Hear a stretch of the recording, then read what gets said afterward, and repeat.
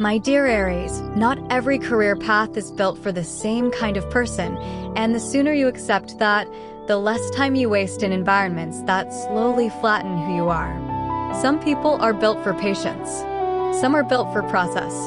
You are built for momentum. You are built to start things, push things, and move things forward before most people have finished reading the memo.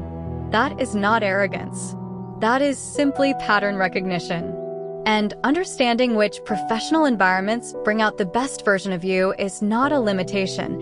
It is one of the smartest things you can do for yourself. Aries is a cardinal fire sign ruled by Mars. What that means in plain terms is this: you are wired for initiation. You do not wait for permission to begin. You sense a gap, a problem, a challenge, and something in you moves toward it before anyone has called a meeting about it. That quality is rare.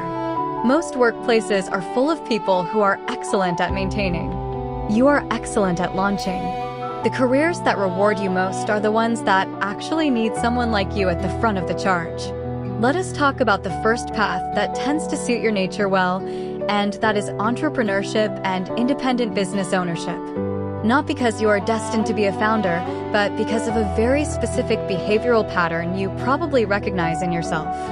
You do not stay comfortable when things feel stagnant. You push against structure that does not make sense to you. You ask why things are done a certain way, and if the answer is, because that is how we have always done it, something in you recoils. That reaction is not impatience as a flaw. That reaction is the beginning of every business that has ever been built. Mars, your ruling planet, governs drive, assertion, and the willingness to act under conditions that stop others cold. Cardinal signs initiate. They do not wait for the right moment. They declare the moment right and begin.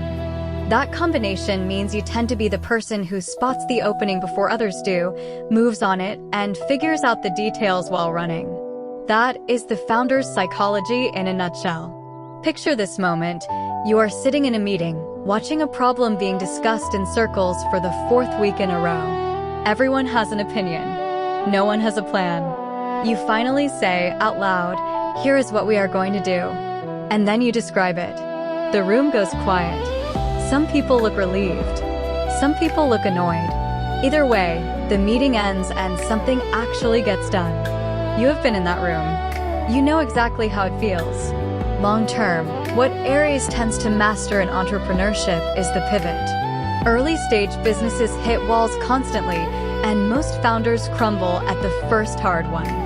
You do not. Your tolerance for starting over, for scrapping the plan and building a new one from scratch, is genuinely higher than most. Over time, that resilience compounds into a kind of business instincts that looks like intuition from the outside. It is not instinct. It is repetition. You have failed faster and learned faster than most people allow themselves to. Here is where to start.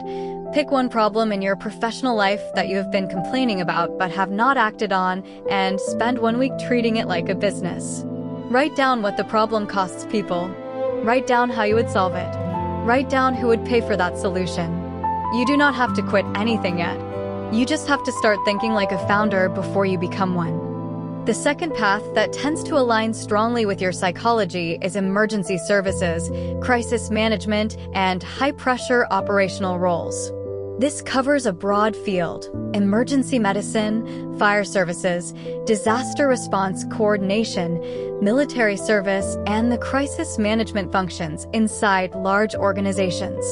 What connects all of them is a single requirement: the ability to function clearly when the situation is falling apart. That is not a skill most people develop naturally. For you, it often feels like the condition under which you finally feel fully awake. Mars rules conflict, courage, and the willingness to move toward danger rather than away from it. That is not metaphor. That is a measurable behavioral tendency in people with a strong Aries signature. Where most people freeze under sudden pressure, you tend to organize. Your thinking sharpens. Your voice steadies. You start issuing directions before you have consciously decided to, because your brain is already 3 steps ahead of the problem. Here is the scene. There is a situation unfolding that no one expected. Phones are ringing. People are looking at each other for guidance. And you are already moving. Not recklessly, purposefully. You have already assessed what matters most, what can wait, and who needs to be doing what. People follow your lead not because you asked them to, but because you simply appeared to be the most certain person in the room. That certainty under fire is genuinely rare, and the fields that value it pay accordingly, in salary, in respect, and in the kind of professional identity that actually satisfies you over a lifetime. What Aries masters over the long arc of a career in these environments is command presence. Early on, you are fast and effective. Later, you become the person other people look to not just for speed, but for judgment. You learn which crises are real and which are noise. You develop the ability to absorb chaos without broadcasting it. That maturation from reactive fast mover to calm decisive leader is one of the most satisfying professional journeys your sign tends to take. This is the move to make. If you are drawn to emergency or crisis-facing roles, find a way to put yourself in low-stakes versions of high-pressure scenarios. Volunteer with organizations that manage crises at the local level. Take a course in emergency response or crisis communication. The goal is not to add credentials. The goal is to discover whether the pressure activates you the way you think it will. For most Aries, it does. Find out for yourself. The third path worth considering is competitive athletics, physical training, and sports coaching or performance instruction. Before you dismiss this as only applying to professional athletes, stay with it for a moment. This category is broader than it first appears. It includes personal training, strength and conditioning coaching, sports psychology, athletic program direction, and any role where the primary subject matter is human physical performance. What makes this field a natural fit for Aries has nothing to do with being athletic. It has everything to do with how you relate to competition. Mars rules physical action, competition, and the drive to win. Cardinal fire means you are motivated by challenge. Not by challenge in the abstract, by challenge with a visible finish line. Athletics, in all its forms, is built around finish lines. Records, rankings, personal bests, quantified improvement. For a sign that can struggle with patience in ambiguous environments, the clarity of athletic metrics is genuinely satisfying. You always know where you stand. You always know what improving looks like. That removes the fog that frustrates you in less structured professional settings. Imagine this moment. You are working with someone who has plateaued. They have been stuck at the same level for months. They are discouraged. They have started to wonder if they have reached their ceiling. You sit across from them and you say, plainly and without sentiment, you have not reached your ceiling. You have gotten comfortable just below it. That ends today. And then you show them, specifically, what the next phase of their improvement requires. You do not coddle. You do not catastrophize. You give them a clear target and a clear path. That is not a coaching style you had to learn. It is the way your mind naturally organizes a problem. Over time, Aries tends to build a reputation in athletic and performance coaching as someone who gets results with people others have given up on. Your directness, which can feel like too much in a corporate meeting room, is exactly what a struggling athlete needs. You do not sugarcoat. You do not hedge. You tell people the truth about where they are and where they need to go, and you expect them to move. Most people in performance environments find that kind of clarity to be the most motivating thing they have ever experienced. Here is how to move toward this path. If you have a background in any physical discipline, offer to help someone else improve in it. Formal credentials matter eventually, but the first thing to discover is whether you find meaning in accelerating someone else's progress. Teach one person something physical you are good at. Do it for a month. Notice how it feels to watch someone improve because of your guidance. That feeling will tell you everything you need to know about whether this path belongs on your list. Now, before you close this out, take a moment with yourself. Of those three paths, entrepreneurship and independent business ownership, emergency and crisis-facing roles, competitive athletics and performance coaching, which one surprised you? And which one did you recognize immediately, the way you recognize your own handwriting on a page? Sometimes the most useful thing a reflection like this does is name something you already knew but had not quite given yourself permission to claim. Which of those three felt like coming home, even if it scared you a little? Leave a comment below with the path that resonated most. Or tell me which one you are already living and how it is going. Genuine answers from real people in these fields are some of the most useful things a channel like this can offer, and I read them.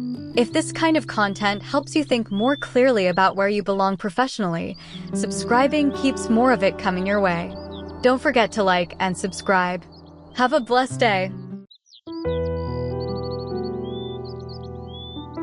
My dear Taurus, some work lights you up from the inside, and some work quietly drains you dry. And the difference between those two experiences almost never comes down to luck. It comes down to fit. It comes down to whether the environment you are working in rewards the things you actually do well, or whether it constantly asks you to work against your own grain.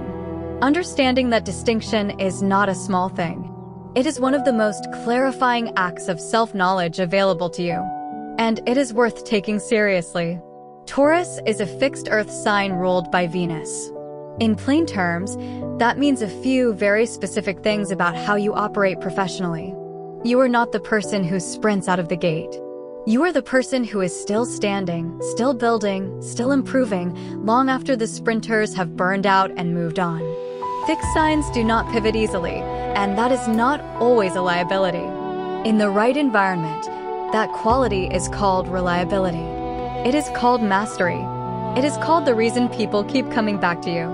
Venus adds something else to the picture. It gives you a natural feel for quality, for beauty, for the sensory and aesthetic dimensions of things. You notice when something is well made. You notice when it is not. And you care about that distinction more than most people around you do. The first career path worth considering seriously is financial services, wealth management, and the broader world of resource stewardship.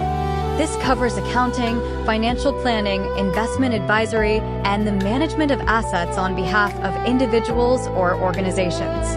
It is a field where your particular combination of traits does not just help you survive, it helps you genuinely excel. Venus, your ruling planet, has a long association with value, material resources, and the things people hold dear. That is not abstract. In practical terms, it means you have a natural literacy around money. You understand intuitively that resources need to be treated with care, grown slowly, and protected wisely. That intuition is rarer than people think. Fixed earth signs are built for long-term thinking. You do not get rattled by a bad quarter the way other people do. You hold the larger picture. You remember where things started and you project, methodically, where they are headed. That quality is extraordinarily valuable in a field where panic is one of the most expensive emotional responses a person can have. Picture the scene. A client comes to you visibly stressed. Markets have moved in a direction that frightened them. They want to make a sudden change, pull something out, move everything around. And you sit across from them, calm and unhurried, and you walk them through exactly why the plan they agreed to is built for moments like this one. You do not dismiss their concern. You absorb it, acknowledge it, and then steadily return them to the ground beneath their feet. They leave feeling more settled than when they walked in. That is not a technique you learned in a seminar. That is Taurus doing what Taurus does. Over the long arc of a career in financial services, what you tend to master is trust. Not just competence, trust. Clients stay with you for decades because you never make them feel foolish for worrying, and you never let the worry become the decision. You build a reputation slowly and deliberately, the way your sign builds everything. And that reputation, once established, tends to be nearly unshakable. Here is where to start. If you are drawn to this field and do not yet have formal credentials, pick one area of personal finance and spend 3 months learning it deeply. Not broadly, deeply. Read the books, study the history of that specific area, and then teach it to one other person. Teaching is how you will know whether you have actually absorbed it. That depth of understanding is the foundation every lasting financial career is built on. The second path that tends to suit Taurus at a very deep level is architecture, interior design, and the skilled trades involved in building and shaping physical spaces. This includes structural design, construction management, landscape architecture, and the craftsmanship disciplines that turn raw materials into finished environments. What makes this a natural fit is not just that you appreciate beauty, though you do. It is that you understand the relationship between beauty and durability.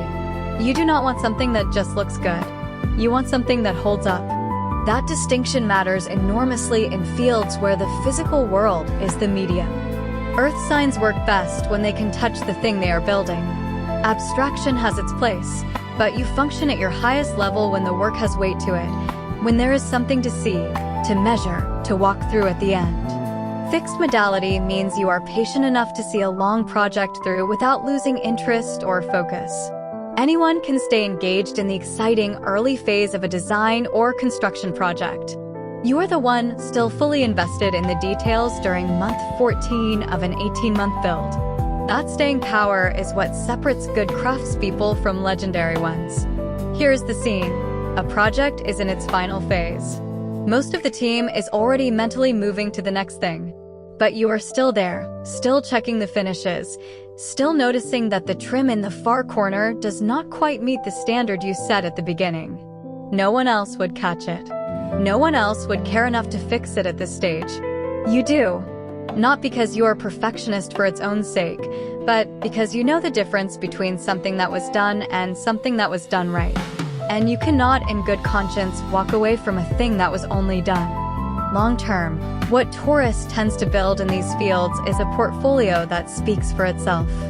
You do not need to oversell your work because the work makes the argument. Over years, your projects accumulate into a body of evidence that you are someone who finishes what you start and finishes it well. That reputation draws clients and collaborators who value quality above speed. Those tend to be exactly the kind of people you enjoy working with. This is the move to make. If you are not already working in a design or building trade, spend time in the physical presence of exceptional work. Visit buildings that have been designed with care. Walk through spaces that were built to last. Pay attention to what moves you and what does not, and start writing those observations down. That record of your own aesthetic sensibility is the beginning of a design point of view. Without a point of view, design is just decoration. With one, it becomes a career. The third path worth naming, and one that often surprises tourists when they first hear it, is the culinary arts and the broader food and hospitality industry at the professional level. This includes not just cooking and baking as crafts, but also food production, culinary program direction, hospitality management, and the business side of bringing nourishment and pleasure to other people. It surprises some Taurus individuals because it sounds indulgent. But indulgence has nothing to do with it. What this field actually demands is discipline, sensory precision, physical endurance, and an absolute commitment to consistency. That is a Taurus resume. Venus rules pleasure, and pleasure at its most grounded and human level includes the experience of eating something that was made with genuine care. Taurus is one of the most sensory signs in the zodiac. You experience the world through taste, texture, smell, and touch in a way that is not ornamental but functional. That sensory acuity is a professional asset in food-related fields that people with less developed palates simply cannot replicate through effort alone. You are paying attention to flavor before you knew it was a skill. Fixed earth in a kitchen or a production environment means you show up the same way every day. You do not have inspired days and flat days in the way more variable personalities do. You produce. Consistently. Predictably. At a high standard. In a field where consistency is the difference between a restaurant that lasts and one that does not, that quality is worth more than raw talent. Picture this. It is a busy service and something has gone sideways in the kitchen. A component of a dish is not right. Most people in a high-pressure environment either push it out anyway or fall apart. You pause for exactly 3 seconds, make the call to redo it, and redirect the team without drama. You do not catastrophize. You solve. And you do it quietly, without making the moment bigger than it needs to be. Over time, what Taurus tends to develop in the culinary and hospitality world is an authority that comes from depth. Not from flash, from depth. You know your ingredients. You know your suppliers. You know the history of the techniques you use and why they work. That knowledge accumulates over years into a kind of quiet expertise that younger professionals in the field seek out and learn from. You become the person who knows not just how to make something, but why it works. Here is how to move toward this path. If you are not yet working professionally in food or hospitality, begin learning one foundational technique with serious intention. Not a trend, not a novelty, something foundational. Learn the chemistry behind why bread rises, or the principles behind balancing a sauce, or the logic of flavor pairing across a menu. Go deep on one thing before you go broad on everything. That focused depth is how Taurus enters any field, and it is the right instinct. Build the foundation before you build the house. Now, sit with this for a moment before you close out. Of those three paths, financial services and wealth management, architecture and the building crafts, and the culinary and hospitality world, which one made you lean forward a little? Which one felt like something you have circled around your whole life without quite naming it? And which one surprised you, coming from a direction you did not expect? Sometimes the most useful thing a reflection like this does is surface something you already knew but had not yet given yourself permission to say out loud. Leave a comment telling me which path hit closest to home. Or tell me which one you are already living and what it took to get there. Those are the conversations that make a channel like this worth building. If this kind of thoughtful, sign-specific content helps you see your own professional patterns more clearly, subscribing means more of it finds its way to you. Don't forget to like and subscribe. Have a blessed day. Stars align.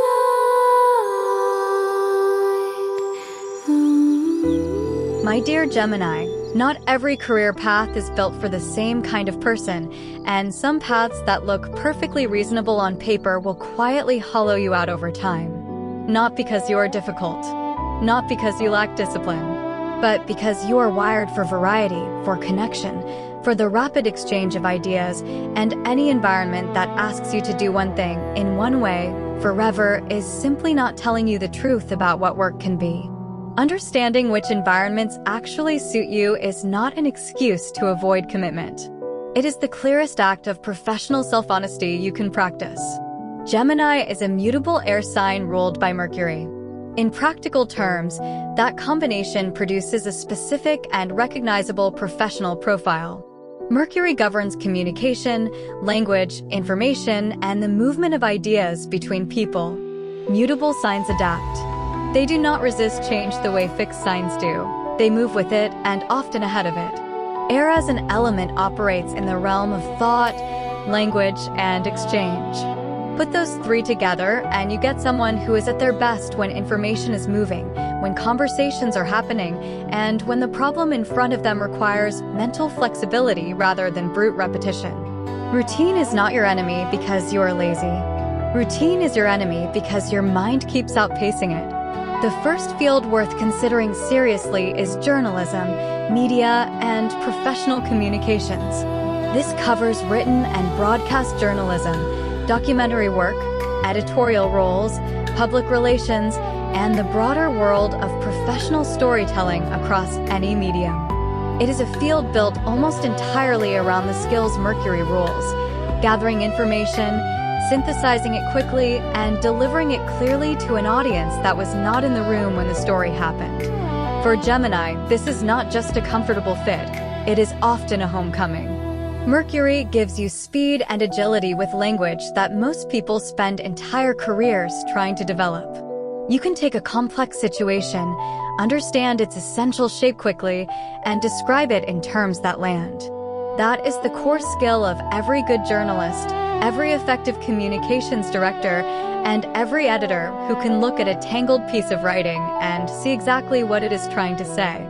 Mutable modality means you move easily between beats, between stories, between formats. You are not the journalist who only covers one thing. You are the one who can cover anything, and make each story feel like you have been on that beat for years. Here is the scene. You are on a deadline. Something has changed in a story you were already writing. A source has come forward with new information. The angle has shifted completely. Most people in that situation freeze or grieve the version of the story they had already written in their heads. You do neither. You fold the new information in, find the better story underneath it, and file something sharper than what you started with. Your editor reads it and does not even know the original angle existed. That adaptability under deadline pressure is not something journalism schools teach. It is something Gemini brings to the building. Over a long career in media and communications, what Gemini tends to develop is range. Where specialists go deep in one lane, you go deep across several, and eventually that breadth becomes its own kind of expertise. You become the person in a newsroom or communications team who can do things others cannot, not because you are more talented, but because you paid attention to everything instead of just your corner of it. That wide-angle professional vision is genuinely rare and genuinely valuable. Here is where to start. If you are drawn to this field and are not yet working in it professionally, begin writing or producing something on a regular schedule and hold yourself to a deadline you set yourself. Pick a subject, pick a format, and publish it on a fixed cadence. The subject matters less than the discipline of producing on schedule. Journalism and media are deadline cultures, and the fastest way to know whether you belong in one is to practice living inside a self-imposed version of that pressure. The second path that tends to suit Gemini at a deep level is education, training, and instructional design. This includes classroom teaching at any level, corporate training and professional development, curriculum design, instructional coaching, and any role where the primary task is transferring knowledge from one mind to many. It may sound counterintuitive for a sign that craves variety, until you understand what great teaching actually requires. It does not require stillness. It requires the ability to explain the same idea 6 different ways until the version that works for this particular student finally lands. That is a Mercury skill. That is a Gemini skill. The best teachers are not the ones who know the most. They are the ones who can read a room, shift their approach mid-sentence, and find the metaphor or the example or the angle that makes a difficult concept suddenly obvious. Gemini does this instinctively. You have a natural feel for how information lands, for where confusion is hiding in a room, and for how to rephrase something without making the person who did not understand the first time feel foolish. That social intelligence, combined with your genuine delight in ideas, makes you the kind of teacher people remember for decades. Picture this moment. You are explaining something complicated to a group of people with very different backgrounds. A few are following easily. A few are lost. And one person in the back has a look on their face that tells you the explanation you just gave missed them entirely. Most instructors keep moving. You do not. You stop, you pivot, you try a different door into the same room. You tell a story. You draw a comparison no one expected. And you watch that person's face change. That moment, the moment a concept clicks for someone who had stopped believing it would, is the moment Gemini's teacher is most alive. If you have felt that, you already know what this path offers. Long-term, what Gemini builds in education and training is a reputation as someone who makes hard things accessible. Not dumbed down, accessible.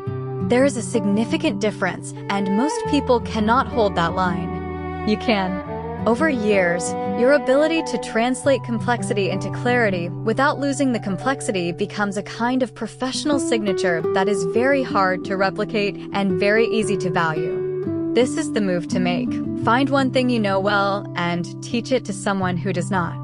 Not a formal class, a conversation. Explain it from scratch, as if the other person has no background in it at all. Notice where your explanation breaks down. Notice which parts you could not explain clearly without fumbling. Those gaps are your curriculum. Fill them, then teach it again. Repeat that cycle and you will understand, very quickly, whether teaching is something you do or something you are. The third path that Gemini tends to thrive in is sales, negotiation, and business development. This covers direct sales in any industry, account management, partnership development, contract negotiation, and any role where the primary output is a relationship that generates value for both sides. Before the word sales puts you off, stay with it. Because what separates good salespeople from great ones has nothing to do with pressure tactics or scripted pitches. It has everything to do with listening, adapting, and finding the version of a conversation that works for this particular person in this particular moment. That is not a sales technique.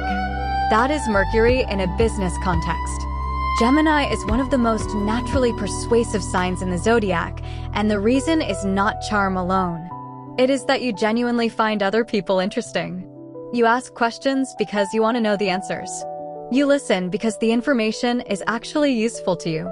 And you adapt your communication style almost unconsciously to match the person you are talking to. Those qualities, in a sales or business development context, do not feel like manipulation to the person on the other side. They feel like being understood. And being understood is the most powerful closing tool that exists. Here is the scene.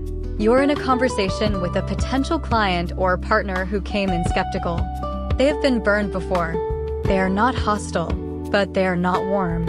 Most people in a sales role respond to that wall by pushing harder, by listing features, by emphasizing value, by trying to overwhelm the skepticism with information.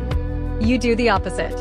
You ask a question, and then another, and then you say something that tells them, plainly, that you actually heard what they just described. The wall does not fall. It just becomes unnecessary. By the end of the conversation, they are not just interested. They trust you. And trust in business development is the only currency that compounds. Over time, what Gemini builds in sales and business development is a network that is genuinely alive. Not a contact list, a network. You stay in touch. You remember things. You make introductions that benefit other people without keeping score. That relational generosity, built consistently over years, produces a professional ecosystem that brings opportunities to you rather than requiring you to hunt for them constantly. That is the long game in business development, and it is the game Gemini is built to play. Here is how to move toward this path. Practice having one genuine conversation per week with someone whose work you know nothing about. Not a pitch, not a networking script, a real conversation driven by actual curiosity. Ask what their biggest professional challenge is. Ask what they wish more people understood about their field. Then listen without an agenda. That practice builds the muscle that makes great salespeople and business developers, the ability to make any conversation feel like it was worth having. Before you go, take a moment with what you just heard. Of those three fields, journalism and professional communications, education and instructional design, sales and business development, which one made something in you sit up a little? Which one felt obvious, like something you have always known about yourself, but perhaps never named directly? And which one surprised you, came at you from an angle you did not expect? Sometimes what surprises us is the thing worth looking at most carefully. Leave a comment with the path that landed hardest. Or tell me which field you are already working in and whether this description matched your experience. Those conversations are some of the most valuable things a channel like this produces.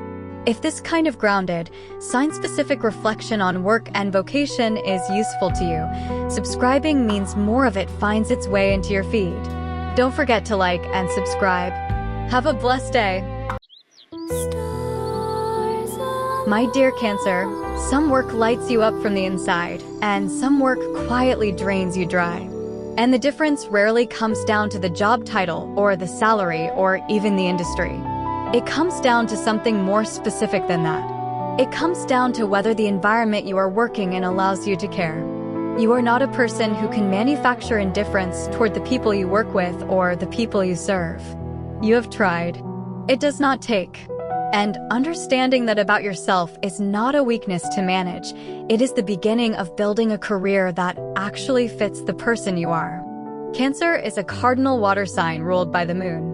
What that means in plain professional terms is this: you lead through attunement.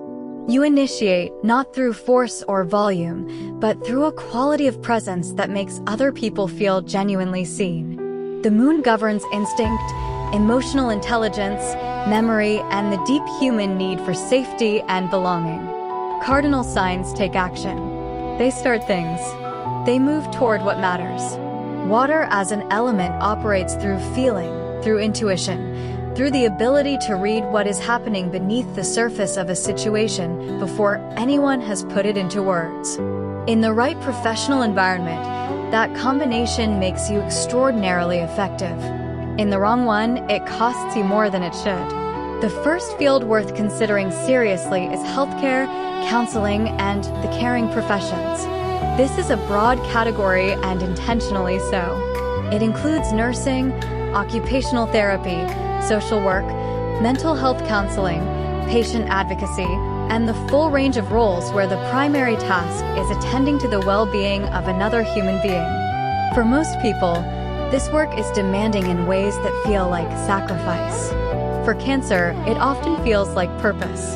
That distinction matters enormously when you are choosing how to spend a working life. The moon gives you something that cannot be taught in any clinical program: the ability to know how someone is feeling before they have told you. You pick up on shifts in mood, on the tightening in a person's voice, on the thing they are not saying but clearly need to say. In healthcare and counseling environments, that sensitivity is not a personal vulnerability. It is a diagnostic tool. It is what makes a good practitioner a trusted one. Patients and clients do not just want competence. They want to feel that the person caring for them actually sees them. You provide that almost automatically. Here is the scene. You are with a patient or a client who has been told something difficult. The clinical part of the conversation is over. The other professional in the room has already moved on to next steps, to paperwork, to the logistics of what happens now. But you noticed something. You noticed that this person has not absorbed what they just heard. They are nodding, but they are not there. So you stay. You sit down when everyone else is standing. You ask the one question no one else thought to ask. And something in the room shifts. The person breathes. They start to speak. Not about the logistics, about what they are actually feeling. That moment costs you nothing except attention. And it changes everything for them. Over a long career in healthcare or counseling, what Cancer tends to master is the art of holding space without taking on weight. Early in your career, the emotional demands of caring work can feel cumulative in ways that concern the people around you. Over time, the most resilient Cancer practitioners develop a quality that looks like calm from the outside. It is not detachment. It is a kind of deep professional rootedness, the ability to be fully present with someone's pain without being swept away by it. That maturation is one of the most valuable things a caring professional can develop, and Cancer gets there through experience rather than instruction. Here is where to start. If you are drawn to the caring professions and are not yet working in them, find a volunteer role in a setting that serves people in genuine need. A hospice, a crisis line, a community health organization. Not to build a resume, to test your own response to sustained human need. Some people discover their limit quickly. Cancer tends to discover their calling. Either outcome is information worth having before you invest years in a formal credential. The second path that tends to align deeply with Cancer's vocational psychology is education, particularly at the early childhood and primary levels, as well as educational administration and school counseling. What makes this distinct from the broader teaching category is the specific developmental environment. Working with young children or adolescents is not primarily a cognitive task. It is a relational one. It requires the ability to create safety, to build trust incrementally, to notice which child has gone quiet and understand why. Those are not pedagogical techniques. They are Cancer's natural operating mode. The moon rules memory, cycles, and the nourishing of things that are still growing. There is something about the educational environment, with its rhythms and its rituals and its annual cycle of new beginnings, that suits the Cancerian temperament in a way that is hard to fully explain but very easy to recognize once you are in it. You remember your students. Not just their names, Their fears, their small triumphs, the thing they said in October that told you everything you needed to know about what they needed from you. That quality of remembered attention is what transforms a competent teacher into an unforgettable one. Picture this moment. A child in your classroom has been struggling, not academically, but socially. Something is happening at home. No one has told you directly, but you know. You have known for 2 weeks. So you have been quietly adjusting things. You changed the seating arrangement so this child is near someone studying. You have been finding small moments to check in privately without drawing attention. You have left a little more room in the day for unstructured time because you sensed this child needed less demand, not more. None of this was in the lesson plan. All of it was in the relationship. And slowly, over weeks, the child begins to settle. Their work improves. They start to smile again. No one in the school will ever fully know what you did. You do not need them to. Long-term, Cancer in educational environments tends to become the person the whole institution leans on for its emotional foundation. You are the teacher other teachers send their hardest cases to. You are the administrator who remembers why the policies exist and pushes back when they stop serving the children they were meant to protect. That quiet institutional authority, built through years of genuine care, is one of the most durable forms of professional influence that exists. This is the move to make.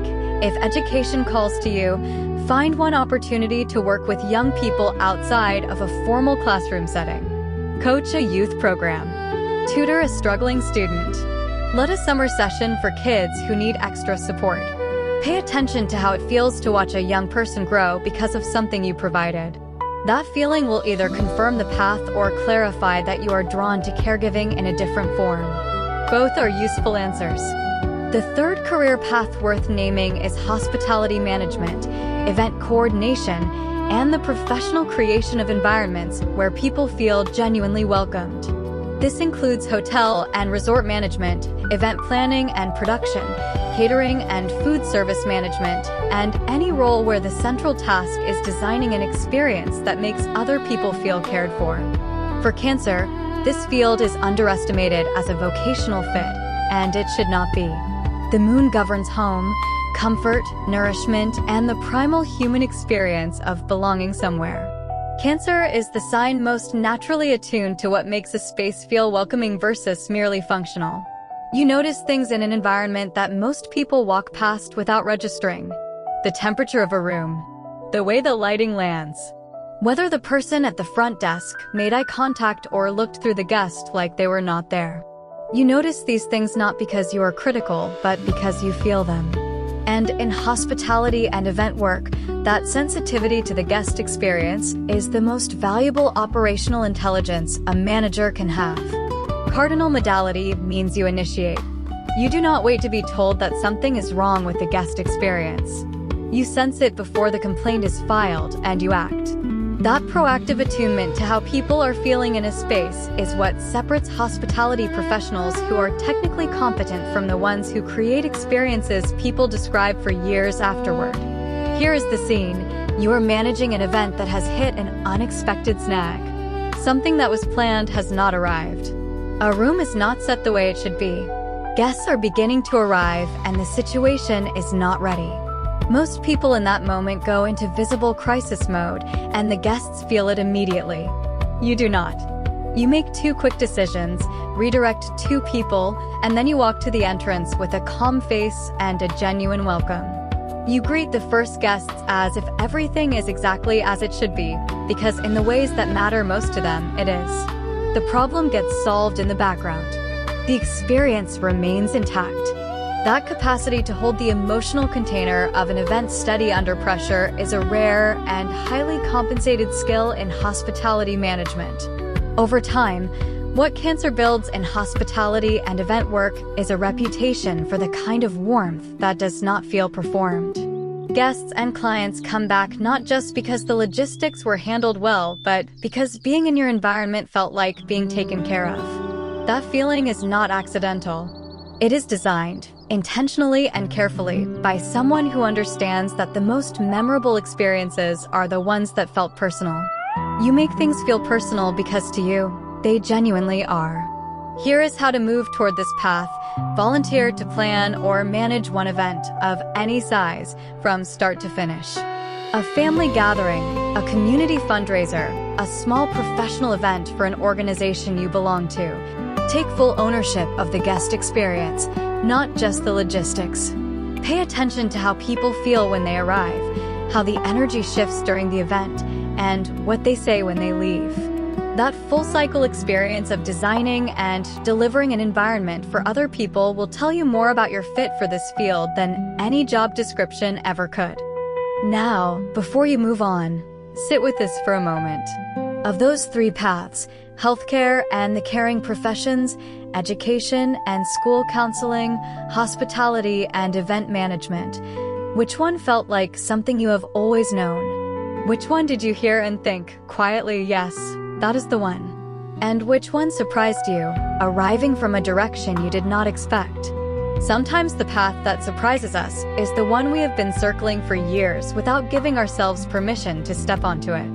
Leave a comment telling me which path resonated most. Or tell me which of these fields you are already working in and whether this description matched what you have lived. Those reflections from people doing the actual work are some of the most valuable things this community offers. If this kind of honest, sign-specific vocational reflection is useful to you, subscribing means more of it finds its way to you. Don't forget to like and subscribe. Have a blessed day. My dear Leo, some work lights you up from the inside, and some work quietly dims you down to a version of yourself you do not particularly enjoy being. And the difference is not about prestige or pay grade or job title, though those things matter to you more than you usually admit out loud. The real difference is visibility, recognition, the experience of doing something that matters and having the people around you know that it matters. That is not vanity. That is a legitimate psychological need, and understanding it clearly is one of the most useful things you can do for your career. Leo is a fixed fire sign ruled by the sun. In plain professional terms, that combination produces something specific and recognizable. The sun governs identity, self-expression, vitality, and the need to be seen. Fixed signs are built for sustained effort. They do not drift from what they have committed to. Fire as an element is expressive, warm, generative, and magnetic in the way that heat naturally draws people toward it. Put those together, and you get someone who is at their best when they are leading, performing, inspiring, or creating something that bears their distinctive mark. The careers that reward you most are the ones that have an audience, broadly defined. Not necessarily an audience in a theater, an audience in a boardroom, a classroom, a courtroom, or a client meeting. Somewhere, someone is watching. And that is when you do your best work. The first field worth considering seriously is the performing arts and entertainment industry, including acting, directing, producing, and the broader creative leadership roles that shape what audiences experience. This is the most obvious fit for Leo, and it is obvious for good reason. It is not that Leo craves fame, though some do. It is that the performing arts are one of the only professional fields that require you to bring your full self to the work. Holding back is a failure mode in performance. Authenticity is the job. For most signs, that demand is terrifying. For Leo, it is a relief. The sun rules creative self-expression at its most fundamental. Leo is the sign most naturally oriented toward the question of how something should be presented, how it should feel to the person receiving it, and what impression it leaves behind. That is not a shallow preoccupation. Every great director, every compelling actor, every producer who can hold a vision together across 2 years of production is answering exactly those questions every single day. Fixed modality gives you the staying power that the performing arts quietly demand. The people who last in this industry are not always the most naturally gifted. They are the ones who kept showing up after the rejection and the disappointment and the years when nothing seemed to be moving. That persistence is a Leo trait, even when it does not feel like it. Here's the scene. You're in a rehearsal or a creative meeting and something is not working. Everyone can feel it. The energy is flat. The scene is technically correct, but emotionally inert. Most people in the room are afraid to say so because naming the problem feels like an accusation. You are not afraid. You stand up or you speak, and you say what the scene actually needs. Maybe you demonstrate. Maybe you just describe it with enough specificity and conviction that everyone else suddenly understands what they were reaching for. The room wakes up, and the work gets better. You did not just participate in that moment. You led it. That is what creative leadership looks like in practice. Long-term, what Leo tends to build in the performing arts is a body of work that carries a recognizable point of view.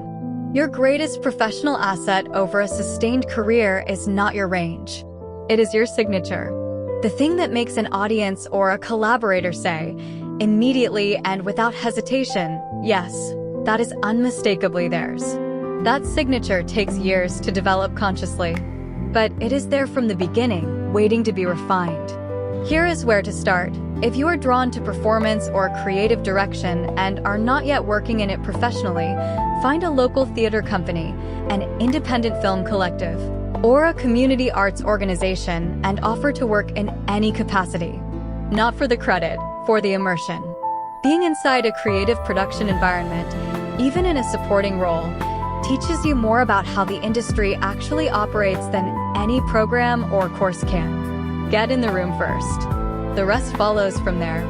The second career path that tends to suit Leo at a deep level is organizational leadership, executive management, and the senior roles where vision setting is the primary function.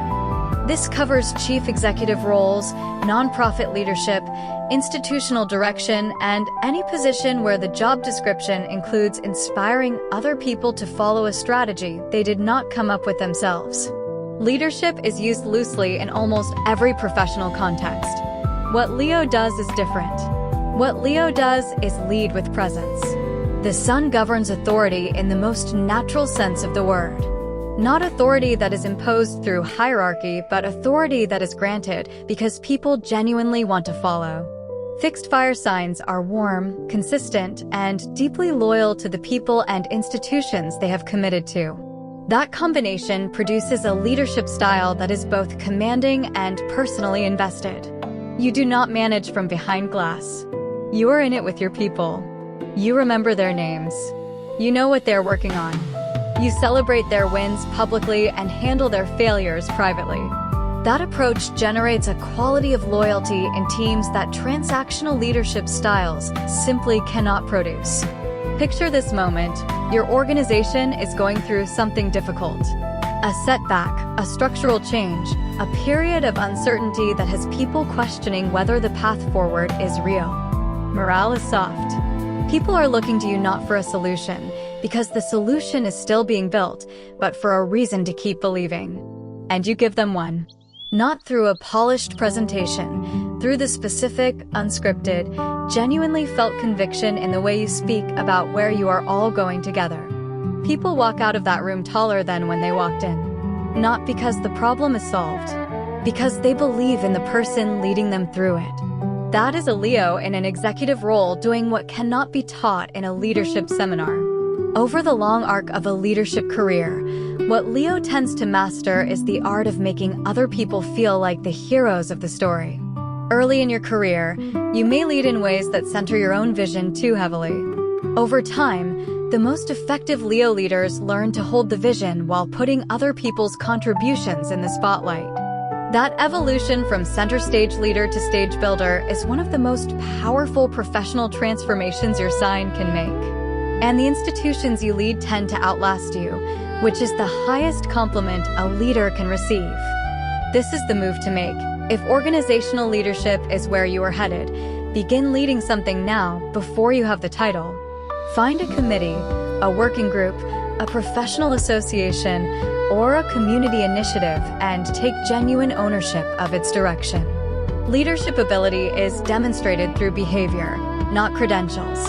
The people who promote into executive roles are almost always the ones who are already leading before anyone asks them to. The third path worth naming is one that surprises some Leos at first, and that is education, motivational speaking, and the broader field of professional instruction and public address.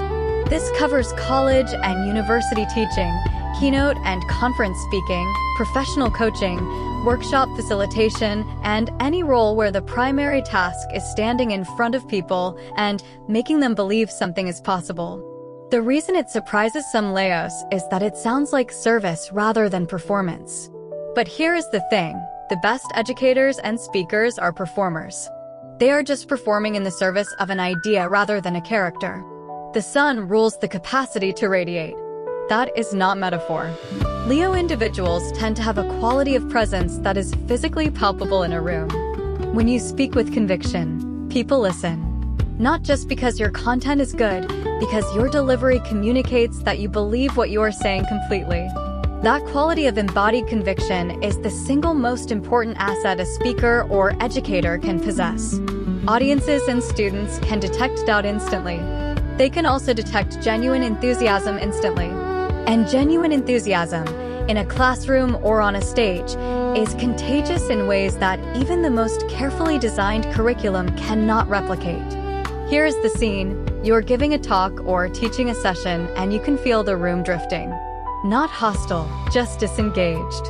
The material has been technically accurate, but somehow has not caught fire. Most speakers keep going, hoping the next slide or the next point will turn things around. You do not wait. You stop.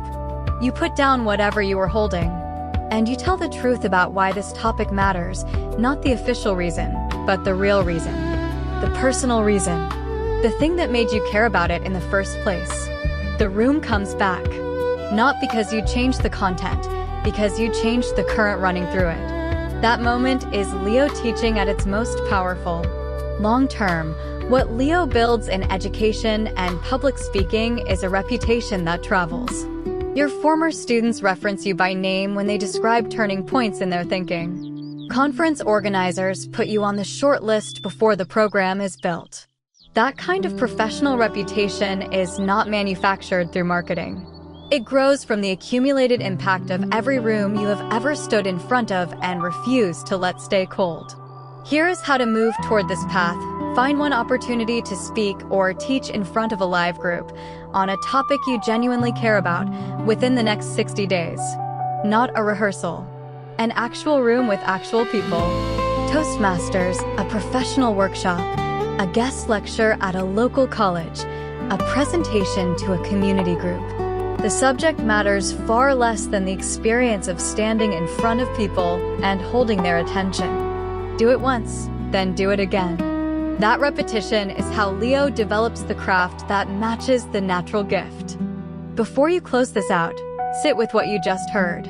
Of those three paths, the performing arts and creative leadership, organizational and executive leadership, education and professional speaking, which one did you already know about yourself? Which one confirmed something you have always felt but perhaps not fully claimed? And which one arrived from an unexpected angle and made you think, even briefly, that it might be worth a second look? Those reactions are worth paying attention to. Leave a comment telling me which path resonated most. Or tell me which field you are already working in and whether this description matched what you have lived. Hearing from people doing the actual work is what makes a channel like this worth building. If this kind of honest, sign-specific reflection is useful to you, subscribing means more of it finds its way to you. Don't forget to like and subscribe. Have a blessed day.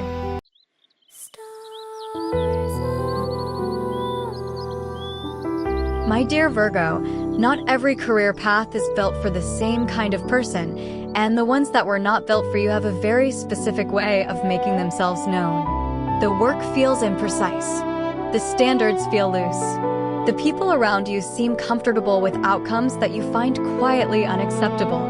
And you spend more energy managing your frustration with the gap between how things are and how they could be than you spend on the actual work. That friction is not a personality flaw. It is information. It is telling you that the environment you are in does not deserve the particular kind of mind you brought to it. Virgo is a mutable earth sign ruled by Mercury. In plain professional terms, that combination produces something that is genuinely rare. Mercury governs analysis, communication, discernment, and the processing of information with precision and purpose. Mutable signs adapt. They are flexible, observational, and capable of shifting their approach when the situation calls for it.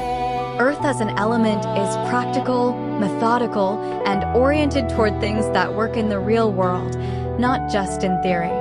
Together, those qualities produce someone who can take a complex system, understand exactly how it functions, identify precisely where it is failing, and design a practical solution that actually holds up over time. That is not a common skill set. Most workplaces have plenty of people who can describe a problem. Very few have someone who can fix it at the root. The first field worth considering seriously is research, data analysis, and the investigative professions.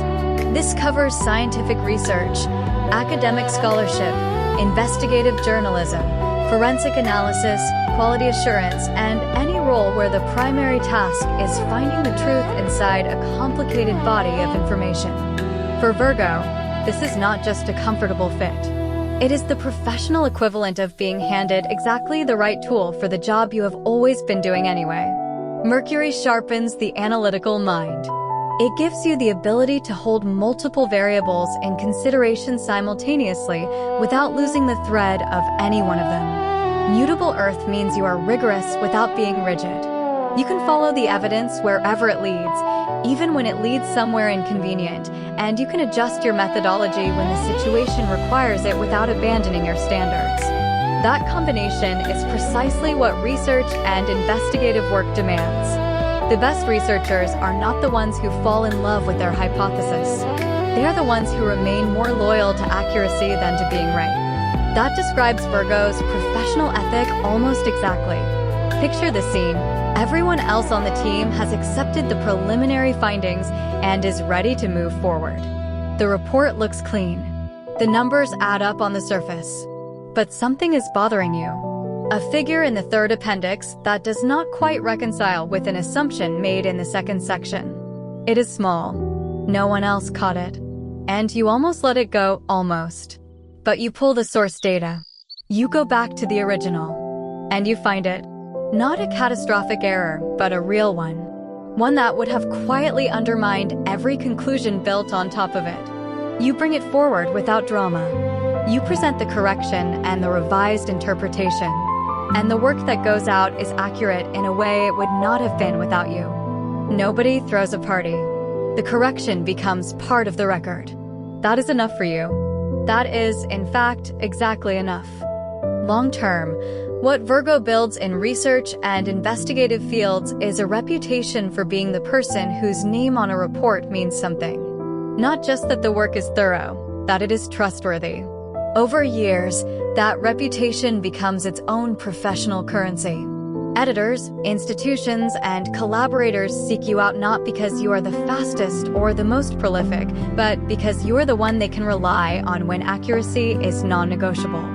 That kind of professional trust compounds slowly and holds almost indefinitely. Here is where to start. Pick one topic in your field of interest and spend 30 days going deeper into its primary sources than you ever have before. Not summaries, not overviews. The original studies, the foundational texts, the raw data where it is accessible. Write down what you find that contradicts what the secondary sources claim. That exercise will show you immediately whether the investigative impulse lights you up or wears you out. For most Virgos, it lights you up in a way that is hard to explain to anyone who does not share it. The second path that tends to suit Virgo at a deep level is healthcare, medicine, and the clinical and diagnostic professions. This covers physicians, nurses, pharmacists, physical therapists, nutritionists, medical researchers, and the full range of clinical roles where the task is understanding the human body as a system, identifying what has gone wrong within it, and intervening with precision and care. What makes this field a natural fit for Virgo is not just the analytical demand. It is the service orientation that runs underneath the analysis. You do not want to solve the puzzle in isolation. You want the solution to help someone. Mercury in a medical context produces the diagnostic mind. The ability to listen to a patient's description of their experience and hear not just the words, but the pattern within them. The capacity to hold a differential diagnosis open, To remain genuinely uncertain until the evidence narrows the possibilities is a skill that good clinicians spend years developing. Virgo tends to arrive with a version of it already installed. You are not comfortable with premature conclusions. You do not round up to certainty when the data supports only probability. In medicine, that intellectual honesty is not a hesitation. It is a safeguard. Mutable Earth gives you the practical adaptability that clinical environments require. No two patients are the same. No two presentations of the same condition are identical. You need a methodology that is rigorous and a mind that is flexible enough to apply that methodology differently every single time. That is the Virgo professional mode in its most natural form. Here is the scene. A patient has been seen by several practitioners before reaching you. Each one addressed what was in front of them. Each one treated a symptom. But no one has stood back and looked at the full picture. You do. You take the history slowly. You ask the question no one else thought to ask, not because you are showing off, but because it was the next logical step, and you followed the logic wherever it led. And the picture that emerges is different from what everyone else assumed. The path forward is clearer because of that one question. The patient leaves your care with something more than a prescription. They leave with an explanation. And for many people, the explanation is half the healing. Over the long arc of a clinical career, what Virgo tends to develop is a quality of attention that patients describe, years later, as the feeling of being truly examined rather than processed. That quality is increasingly rare in systems that reward volume. Virgo pushes back against volume instinctively, not through protest, but through the simple refusal to cut the corner that matters. Over time, that refusal becomes the thing that defines your professional reputation in the most lasting way. This is the move to make. If you are drawn to healthcare but have not yet chosen a specific clinical path, spend time shadowing in 2 or 3 different clinical environments before you commit to one. Not to be polite, to pay attention to which setting produces the sharpest version of your thinking. Some Virgos find their edge in fast-paced diagnostic environments. Others find it in the slower, more methodical work of chronic care or rehabilitation. The setting matters enormously for a sign as environment-sensitive as yours. Find it before you build a career inside it. The third path that Virgo tends to thrive in, and the one that sometimes arrives as a genuine surprise, is writing, editing, and the professional craft of language at its most precise. This covers technical writing, medical and scientific writing, editorial work, grant writing, legal writing, instructional design, and any professional context where the task is using language with enough accuracy and clarity that it cannot be misunderstood. Not creative writing for its own sake, though some Virgos are drawn there. Writing in the service of precision. Writing that does a job. Mercury is the planet of language, and in Virgo, that mercurial quality is less about volume and speed, which is more Gemini's expression and more about exactness. You choose words the way a surgeon chooses instruments. Not for beauty, though you can produce beautiful prose when it serves the purpose. For fit. For the specific word that means what you need it to mean and nothing adjacent to it. That quality of linguistic precision is extraordinarily valuable in fields where imprecise language causes real problems. A misworded instruction in a technical manual. An ambiguous clause in a legal document. A grant proposal that fails to communicate what makes the research genuinely significant. These are not small failures. And Virgo is one of the few signs that feels those failures viscerally enough to prevent them. Here is the scene. A document lands on your desk that someone else drafted. It is not badly written in the obvious sense. There are no glaring errors. But reading it, you feel a low-grade discomfort that you recognize immediately. The logic has gaps. 2 sections make slightly different assumptions about the same term. A key idea is buried in the 4th paragraph when it should be the 1st sentence. You open the document and begin. Not rewriting for the pleasure of it, restructuring it so the argument is actually clear. When you are done, the document says the same things it said before. It just says them in the order and with the precision that allows a reader to understand them the first time. That is the editorial gift. It looks like tidying. It is actually a form of clarity that most writers cannot produce for their own work. Over time, what Virgo builds in writing and editorial careers is an almost uncanny ability to see the shape of an argument before it is fully formed, and to know exactly what it needs to become coherent. Junior writers and researchers begin to bring you their drafts not just for corrections, but for the diagnosis of what is not yet working. That diagnostic function, applied to language rather than data or the human body, is the same Mercury-driven impulse running through a different medium. The tool changes. The mind stays the same. Here is how to move toward this path. Take one piece of writing you genuinely care about, something you or someone else has produced, and edit it with a single stated goal. Make every sentence do exactly one job, and make sure that job is necessary. Cut anything that does not serve the document's central purpose. Then read the result aloud. If it is clearer, faster, and more honest than the original, you have just experienced what professional editing feels like from the inside. If that process felt satisfying rather than tedious, you already know something important about where you belong. Before you close this out, take a moment with what you heard.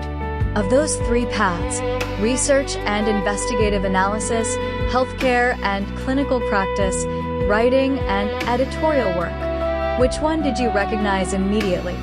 Which one felt like a description of something you have been doing informally for years, without calling it a career? And which one surprised you, presenting an angle you had not considered before? Sometimes the surprise is the path we have been avoiding because it felt too obvious, too close to who we actually are to count as ambition. Leave a comment telling me which path landed most honestly.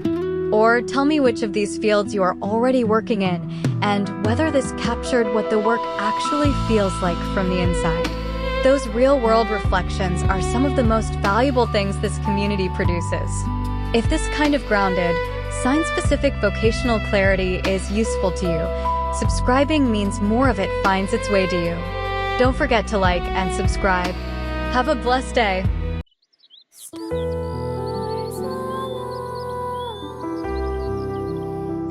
My dear Libra, some work lights you up from the inside, and some work quietly chips away at something you cannot quite name until enough of it is gone. The environments that drain you tend to share a common feature. They are unfair. They are coarse. They reward the loudest voice rather than the most considered one. They move too fast to think clearly, and they treat other people as obstacles rather than as the whole point. Understanding that you are not too sensitive for the professional world, you are simply calibrated for a better version of it, that is not a small realization. That is the beginning of building a career that actually fits. Libra is a cardinal air sign ruled by Venus. In plain professional terms, that combination produces a very specific kind of mind. Venus governs beauty, harmony, value, and the quality of relationships between people and things. Cardinal signs initiate. They are not content to observe a situation that needs improving. They move toward it. Air as an element operates through thought, communication, and the careful weighing of perspectives before a conclusion is reached. Together, those qualities produce someone who is simultaneously a natural diplomat and a natural decision-maker, which sounds like a contradiction until you watch a Libra work. You do not avoid decisions. You insist that decisions be made correctly. There is a significant difference, and most people who have worked alongside you have felt that difference even if they could not name it. The first field worth considering seriously is law, mediation, and the broader world of dispute resolution and legal advocacy. This covers practicing attorneys, mediators, arbitrators, legal consultants, and the advocacy roles within policy and government that require the same fundamental skill set. What makes this field a natural fit for Libra is not just that you appreciate fairness, it is that you understand, almost instinctively, how arguments are constructed and where they fall apart. You see both sides of a dispute not because you are indecisive, but because your mind will not let you rest until you have genuinely considered each position on its merits. In law, that quality is not a hesitation. It is the foundation of every sound legal argument ever made. Venus gives Libra a feel for the relational texture of a conflict. Who is actually hurt? What was actually at stake? What resolution would feel genuinely just rather than just technically correct? Cardinal air means you do not simply observe the imbalance, you move to correct it. You frame an argument, build a case, present a position, and push toward an outcome with the same fluency that other people use to describe what they had for breakfast. Mediation and legal advocacy are fields that require someone who can hold the weight of a conflict without becoming the conflict. That is a Libra professional at their most natural. Here's the scene. Two parties have reached an impasse. The conversation has broken down. Each side is now talking past the other, repeating their own position louder rather than genuinely engaging with what the other side needs. You step in. Not with force, with a reframe. You find the point underneath the argument where both parties actually want the same thing, even if they have been expressing it as opposition. You name that point. Clearly, calmly, without taking a side. And the temperature in the room drops by 10 degrees. People start listening again. The path forward, which seemed completely blocked 30 minutes ago, suddenly has a door in it. You did not discover that door. You built it.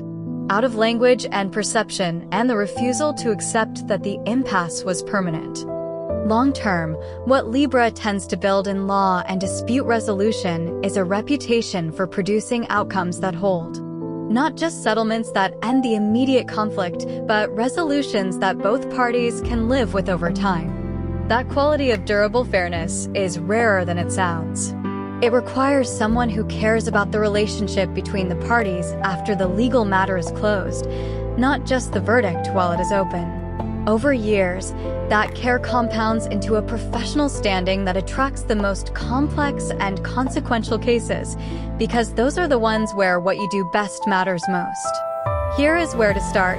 If you are drawn to law or mediation and are not yet formally in the field, find a community mediation program in your area and complete their basic training. Most offer it at low or no cost. Community mediation puts you in real disputes with real people, where the stakes are genuine, but the setting is forgiving enough to learn. That direct experience of sitting between two opposing positions and finding a path through will tell you more about your fit for this field than any law school brochure ever could. The second path that tends to align deeply with Libra's vocational psychology is the arts, design, and the professional creation of things that are both beautiful and functional. This covers graphic and industrial design, fashion and textile work, architecture, interior design, art direction, and the curatorial and creative leadership roles within arts institutions and cultural organizations. What makes this a natural fit goes beyond the surface-level assumption that Libra likes pretty things. You do not just like beauty. You understand it as a form of communication. You understand that the way something looks shapes the way people feel about it, and the way people feel about it determines whether it works. Venus is the ruling planet of aesthetics, proportion, and the experience of harmony as something felt rather than merely observed. In a design context, that Venusian quality gives Libra a native fluency with visual and spatial relationships that other designers often spend years trying to develop through technical training alone. You feel when something is slightly off before you can explain why. You know when a color relationship is wrong, when a layout creates unintended tension, when a space makes people uncomfortable without their knowing the reason. That pre-analytical aesthetic intelligence is not decoration. It is precision of a different kind. Cardinal air means you bring ideas to the work, not just execution. You do not wait to be told what something should look like. You arrive with a considered point of view, a rationale, and the communication skills to make the client or the team understand why your approach serves their actual goal. That combination of aesthetic intelligence and articulable reasoning is what separates designers who get hired once from designers who get called back for everything. Picture this moment. A client has brought you a brief that describes what they want with great confidence. They know the colors they like. They know the general feeling they are after. And what they have described will not work. Not because their taste is wrong, because their instincts about what communicates their actual goal are pointing in the wrong direction. Most designers do one of two things. They either give the client exactly what was asked for, or they override the client entirely with their own vision. You do neither. You sit down and you ask questions. Real questions, not rhetorical ones. You find out what the thing is actually supposed to do for the person experiencing it. And then you show the client, specifically and visually, why the approach you are proposing serves that goal better than the one they came in with. By the end of the conversation, they are not just convinced. They feel heard. That is Libra in a design relationship doing something that has no technical name, but produces results that speak for themselves. Over a long career in design and the arts, what Libra tends to develop is an eye that clients and collaborators describe as trustworthy. Not trendy, not safe, trustworthy. The work ages well. The spaces still feel right 5 years later. The visual identities still communicate clearly when the context around them has shifted. That quality of considered, durable aesthetic judgment is one of the most valuable things a creative professional can possess, and it takes years of intentional practice to develop fully. This is the move to make. Build a physical collection of design work that moves you, and start annotating it. Not digitally, physically. Tear things out. Print things out. Put them somewhere you can look at them together. Then write, in plain sentences, what each piece does well and what it would take to make it better. That practice of articulating your aesthetic response in language is how you develop the critical vocabulary that separates working designers from design thinkers. Both matter. The second one is rarer. The third career path worth naming for Libra is diplomacy, human resources, and the professional management of relationships between people and institutions. This covers corporate human resources, organizational development, public relations, government and foreign service, community affairs, and any role where the primary task is maintaining the conditions under which people can work together productively. It is easy to underestimate how much skill this requires until you have watched an organization fall apart because no one in it possessed that skill. Libra tends to possess it in abundance and deploy it so naturally that other people sometimes mistake it for personality rather than expertise. Cardinal air in a people management context produces someone who initiates difficult conversations rather than avoiding them. You do not let a conflict fester because addressing it feels uncomfortable. You address it early, framed carefully, in the language most likely to be heard by the specific person sitting across from you. That early intervention instinct is one of the most valuable things a human resources professional or organizational developer can bring to an institution. By the time most conflicts become visible to leadership, they have been building for months. You tend to see them earlier, and you tend to move. Venus in a relational professional context means you understand that the quality of the working relationship is itself a business outcome. Not a soft priority, not a cultural nicety, an outcome. Teams that trust each other produce better work. Individuals who feel fairly treated stay longer and contribute more. Organizations that handle conflict with skill and consistency attract people worth attracting. You understand this not as a management philosophy, but as something you feel viscerally when it is absent.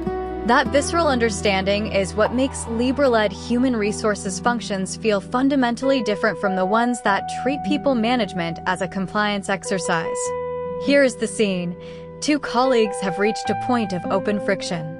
It has started to affect the people around them. A meeting is called. Most people in a mediating role at that point are hoping the conversation goes smoothly, hoping both parties behave reasonably, hoping the problem resolves itself with minimal intervention. You are not hoping. You have already thought through every likely dynamic in that room. You know which person needs to feel acknowledged before they can hear anything. You know which one needs to understand the impact of the situation before they will be willing to move. You have already decided how you will enter the conversation and where you will let it breathe. The meeting does not go smoothly in the way that means nothing difficult was said. It goes smoothly in the way that means something true is said and both people left with their dignity intact. That is a different thing entirely. Over time, what Libra builds in people-facing institutional roles is an organizational memory for what works. Not policy memory, relationship memory. You remember how the last restructuring affected team trust. You remember which manager's communication style created problems that took 2 years to repair. You remember because those dynamics matter to you, and things that matter to Libra tend to stay with Libra. That institutional relationship memory, applied consistently over a career, makes you the person organizations consult before they make decisions that affect people. That is a form of influence that no org chart fully captures. Here is how to move toward this path. Find one interpersonal conflict in your professional or community life that has been going unaddressed and offer to facilitate a conversation between the parties. Not as a formal mediator, as someone who cares about the outcome and has the relational intelligence to help. Prepare for it the way you would prepare for an important meeting. Think through what each person needs to feel heard. Think through what a fair outcome looks like. Then facilitate. What you learn about your own instincts in that conversation is a more honest assessment of your fit for this field than any professional profile or career quiz has ever produced. Before you close this out, sit with what you just heard. Of those 3 fields, law and dispute resolution, design and the arts, diplomacy and people management, which one felt like a description of something you already do every day without being paid for it yet? Which one landed with the weight of recognition rather than the lightness of surprise? And which one came at you sideways and made you consider a direction you had dismissed or never seriously imagined? Those 3 reactions are all worth something. They are all telling you where to look next. Leave a comment telling me which path resonated most honestly, or share which of these fields you are already working in and whether this captured what the day-to-day actually feels like. Those real-world reflections make this community genuinely useful rather than just interesting. If this kind of grounded, sign-specific vocational clarity serves you, subscribing means more of it finds its way into your life. Don't forget to like and subscribe. Have a blessed day. My dear Scorpio, not every career path is built for the same kind of person, and the ones that were not built for you tend to make that fact known in a very particular way. The work feels shallow. The conversations stay on the surface. People around you seem satisfied with explanations that you know are incomplete, with outcomes that technically close the matter but do not actually resolve it. You sit in meetings where the real issue is not being discussed, where everyone is performing agreement while the actual problem continues underneath, and something in you goes quietly, persistently restless. That restlessness is not impatience.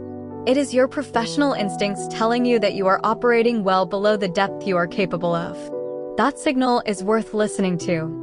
Scorpio is a fixed water sign ruled by Pluto, with Mars as its traditional co-ruler. In plain professional terms, that combination produces something that is genuinely uncommon. Pluto governs transformation, hidden structures, power, and the things beneath the surface of any situation that explain everything the surface conceals. Mars contributes drive, strategic focus, and the willingness to move into territory that makes other people hesitate. Fixed water means you pursue a goal with the kind of sustained, quiet intensity that does not announce itself, but does not stop either. You do not sprint. You do not waver. You go deep, you stay long, and you tend to emerge from difficult professional experiences with a level of understanding that only comes from having refused to look away. That is a rare professional profile. The careers that deserve it are the ones that actually require it. The first field worth considering seriously is psychology, psychiatry, and the broader world of mental health and behavioral investigation. This covers clinical psychology, psychotherapy, psychiatric medicine, forensic psychology, behavioral analysis, and the research disciplines that seek to understand why human beings do what they do beneath the explanations they offer for it. For Scorpio, this is not just a comfortable professional fit. It is a field that finally asks the same questions you have been asking your whole life and takes the answers seriously. Pluto gives Scorpio an almost structural orientation toward the hidden. Not in a mystical sense, in a deeply practical one. You notice the gap between what people say and what they mean. You track what is not being said in a conversation as carefully as what is. You understand intuitively that the stated reason for a behavior is rarely the complete reason, and that the complete reason is usually more interesting and more useful than the one being offered. Those perceptual habits are the foundation of every good clinical practice and every productive behavioral investigation. In a therapy room or an assessment context, that quality of perception is not just helpful. It is the job. Fixed water in a clinical setting means you can hold sustained attention on emotionally difficult material without flinching, deflecting, or rushing the process. Many people who enter the mental health professions discover that bearing witness to genuine psychological pain is harder than they anticipated. Scorpio tends to discover the opposite. The gravity of the work is not a burden. It is what makes the work feel worth doing. That capacity to remain present and functional in the presence of genuine darkness is one of the most important qualities a mental health professional can possess. Here is the scene. A client has been in therapy for several months. They have been articulate, cooperative, and apparently engaged. But the thing they came in to address has not shifted. The presenting problem is still there, exactly where it was. Most clinicians would review the treatment plan, consider different approaches, perhaps question the fit. You do something different. You sit with the pattern. You notice that every time the conversation approaches a specific period in the client's history, something subtle changes. A slight shift in posture. A joke that redirects the topic. A sudden interest in the clock. You name it. Not accusingly, observationally. You say, quietly, that you have noticed the conversation tends to move away from a particular place. And you ask, simply, what is there? The silence that follows is the longest one in months. And then something finally opens. That moment did not come from a technique.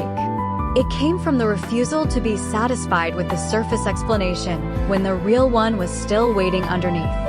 Long-term, what Scorpio builds in psychology and behavioral work is a clinical depth that becomes increasingly difficult to find elsewhere as the field professionalizes and systematizes. You resist the pressure to reduce human complexity to a checklist. You continue asking the harder question even when the easier one has already been answered. Over years, that commitment to depth produces a body of clinical knowledge that colleagues and supervisors recognize as something that cannot be acquired through training alone. It has to be earned through sustained, honest attention. You earn it. Here is where to start.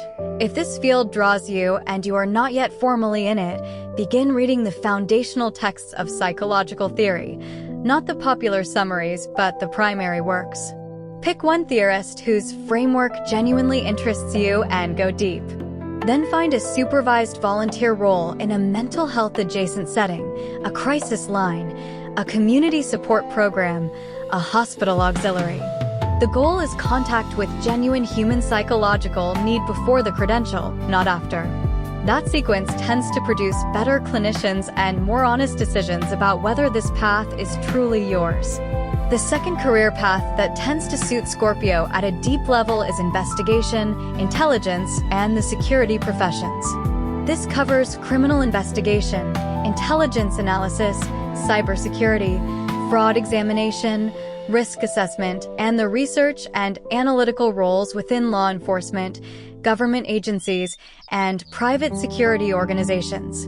What connects all of these fields is a single professional requirement: the ability to find what has been deliberately hidden and understand its significance. For most people, that task is exhausting and often frightening. For Scorpio, it tends to be the condition under which your mind functions at its sharpest. Pluto governs hidden power and the structures that operate beneath visible surfaces. In an investigative context, that translates into a natural ability to identify the discrepancy that reveals the deception, to follow a thread of inconsistency through layers of misdirection, and to remain focused on a line of inquiry long after other investigators have accepted the official account and moved on. Mars contributes the strategic focus and the tolerance for adversarial conditions that investigative work consistently produces. You are not destabilized by resistance. Resistance, for Scorpio, tends to function as confirmation that you are getting close to something worth finding. Fixed water in an intelligence or investigative environment means you are exceptionally good at the long game. You do not need the case to break quickly. You can hold an open question for months, returning to it methodically, adding each new piece of information to a mental architecture that keeps growing until the full picture finally becomes visible. That kind of sustained investigative patience is not common. Most people need resolution on a shorter timeline than the work allows. You can wait. Picture this moment. You are reviewing materials on a case or an investigation that has officially been considered resolved. Everyone else has moved on. The conclusion was reasonable on the surface and the paperwork was clean. But something about it has stayed with you. A piece that did not quite fit the stated explanation. A timeline that required one assumption too many.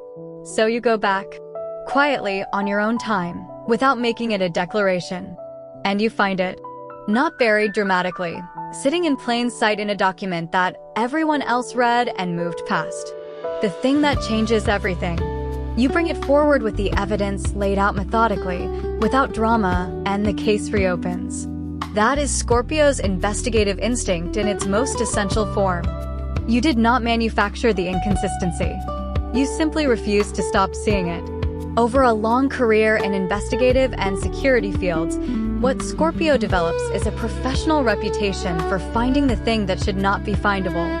Colleagues stop being surprised by it. Supervisors begin routing the most complex and sensitive matters in your direction, not because you're the most credentialed person in the room, but because you are the one most likely to surface the truth when the truth has been carefully arranged to stay hidden. That reputation, once established, tends to define an entire career. This is the move to make. If investigation or intelligence analysis interests you, begin developing your analytical pattern recognition skills through formal study in one adjacent discipline. Forensic accounting, behavioral analysis, intelligence studies, information security. Pick the lane that intersects most naturally with your existing background and go deep in its methodology.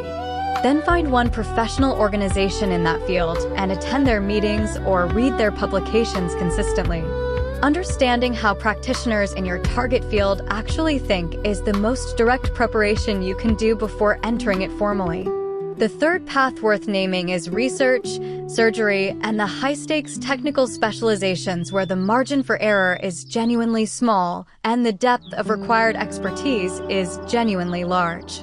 This covers surgical medicine, scientific research in specialized fields, forensic pathology, advanced engineering, and any professional context where the work demands total concentration, comfort with complexity, and the willingness to go further into a subject than most practitioners ever reach. What these fields share is not just technical difficulty. It is the requirement that the person doing the work actually care about the precision. That caring cannot be faked at the level these fields demand. Scorpio tends to bring it without effort. Pluto rules transformation and the irreversible. In a surgical or high-stakes technical context, that orientation toward permanence and consequence produces a quality of focus that is difficult to teach. You understand, in a way that is more than intellectual, that what you do in this setting matters. That understanding does not produce anxiety in Scorpio the way it might in other signs. It produces a kind of locked-in concentration that makes you more capable, not less, when the stakes are at their highest. Mars contributes the precision and the tactical clarity to act decisively in conditions where hesitation is its own form of error. Fixed water means you are built for the long preparation that elite technical specializations require. The years of training. The accumulated hours of practice. The incremental development of skill through repetition that does not feel glamorous while it is happening, but produces a level of mastery that nothing else can substitute for. You do not resent the depth of preparation that these fields require. You tend to respect it, because you understand that the depth of the preparation is precisely what makes the work worth doing. Here is the scene. You are in a high-stakes technical situation that has developed a complication. The procedure or the process has encountered something that was not anticipated. Most people in that situation feel the pull of the complication emotionally. It interrupts their concentration. It introduces doubt. For you, the opposite happens. The complication narrows your focus. Everything peripheral disappears. You are operating entirely in the present tense of the problem, your full attention on the exact thing in front of you, and you work through it methodically and without panic. Afterward, colleagues will describe your composure in a way that sounds like praise. You will find it slightly puzzling, because from the inside, it did not feel like composure. It felt like clarity. The distinction is real and it matters. Over a long career in technical specialization, what Scorpio builds is a mastery that becomes its own form of authority. You do not need to announce your expertise. It becomes visible through the quality of your outcomes and the difficulty of the problems you take on. Younger practitioners seek your guidance not because you're the most approachable person in the field, but because the depth of your knowledge is unmistakable to anyone who has tried to develop comparable depth themselves. That quiet technical authority is one of the most enduring forms of professional standing that exists. It does not depend on visibility or politics or the favor of any particular institution. It belongs entirely to you. Here is how to move toward this path. Identify the most technically demanding version of the field you are considering and find out exactly what the pathway into it requires. Not the general pathway, the specific one. The prerequisite studies, the licensing requirements, the training programs that practitioners in that specialization actually recommend to each other. Then begin the first step of that pathway, not to commit to the entire journey yet, but to find out whether the depth of the preparation activates you or discourages you. For most Scorpios drawn to these fields, the answer is immediate and it points clearly in one direction. Before you move on from this, take a genuine moment with what you just heard. Of those three fields, psychology and behavioral investigation, intelligence, and the investigative professions, and high-stakes technical specialization, which one felt like a description of how you already think every day in whatever work you are doing now? Which one names something about your professional instincts that you have not heard named clearly before? And which one arrived from an angle you did not expect and left you sitting with a question you were not planning to ask yourself today? Leave a comment telling me which path resonated most deeply. Or tell me which field you are already working in and whether this description matched what the work actually demands of you. Those first-hand accounts from people doing the real work are what makes a community like this genuinely worth building. If this kind of honest, sign-specific vocational reflection is useful to you, subscribing means more of it continues to find its way to you. Don't forget to like and subscribe. Have a blessed day.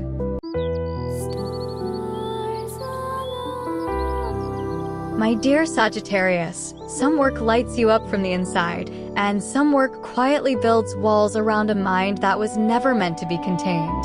The environments that flatten you tend to share a very specific architecture.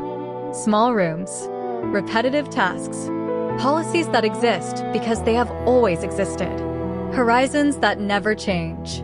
You can tolerate those conditions for a while, the way anyone can hold their breath for a while. But you were not built for holding your breath. You were built for the kind of work that keeps expanding, keeps asking new questions, keeps sending you somewhere you have not been before. Recognizing that about yourself is not an excuse to avoid commitment. It is the most honest piece of career intelligence you possess. Sagittarius is a mutable fire sign ruled by Jupiter. In plain professional terms, that combination produces something genuinely distinctive.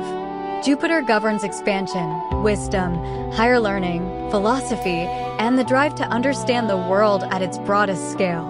Mutable signs adapt, synthesize, and move fluidly between ideas and environments without losing their footing. Fire as an element is generative, enthusiastic, and oriented toward possibility rather than limitation. Together, those qualities produce someone who thinks in large frameworks, communicates with natural conviction, and brings a kind of expansive optimism to their work that is not naivety. It is a functional professional asset. The careers that deserve you are the ones that actually need someone who can see further than the current situation and bring other people along toward what they see. The first field worth considering seriously is higher education, philosophy, and the world of ideas at its most expansive.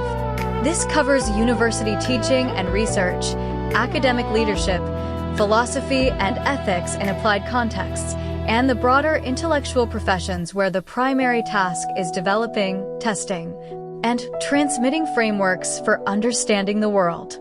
For Sagittarius, this is not just a compatible professional environment.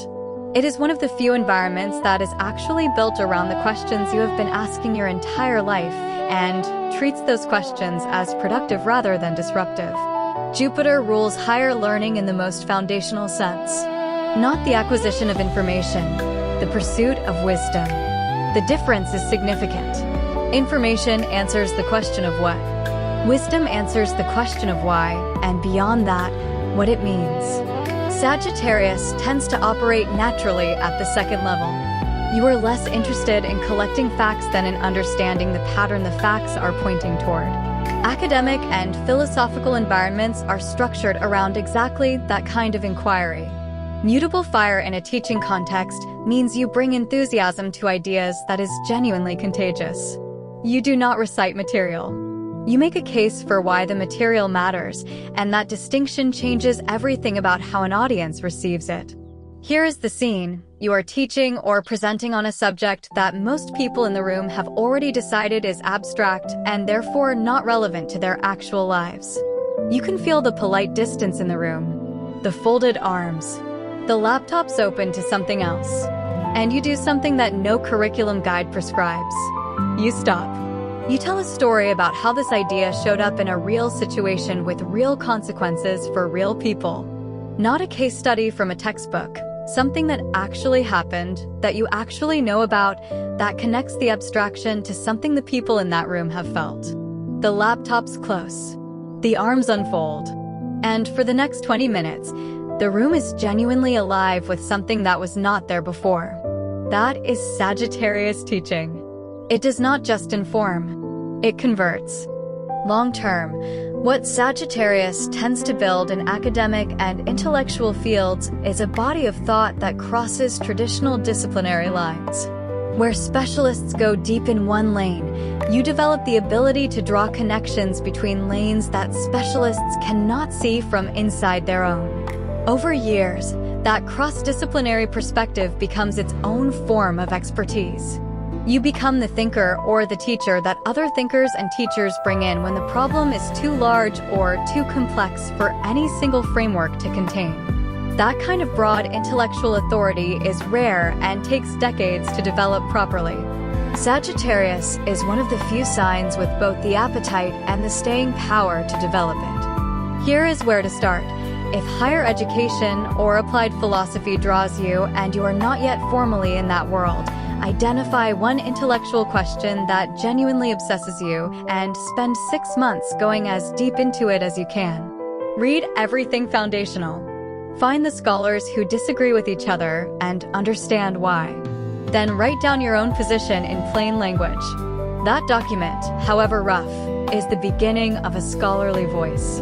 Without a voice, academic careers remain aspirational. With one, they become possible.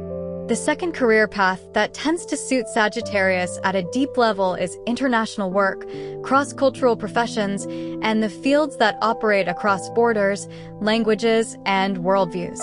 This covers international relations and diplomacy, global nonprofit work, cross-cultural consulting, international law, foreign correspondence, humanitarian organization leadership, and any professional role where the ability to function effectively across different cultural frameworks is the core competency.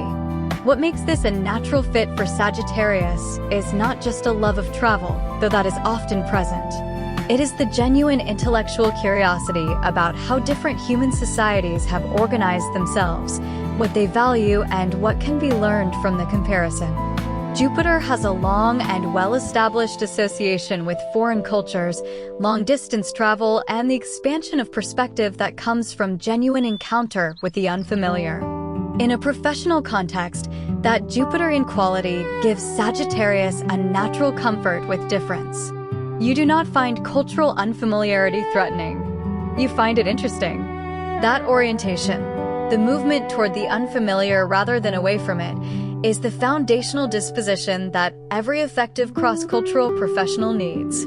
It cannot be trained into someone who does not have it. You tend to have it in abundance.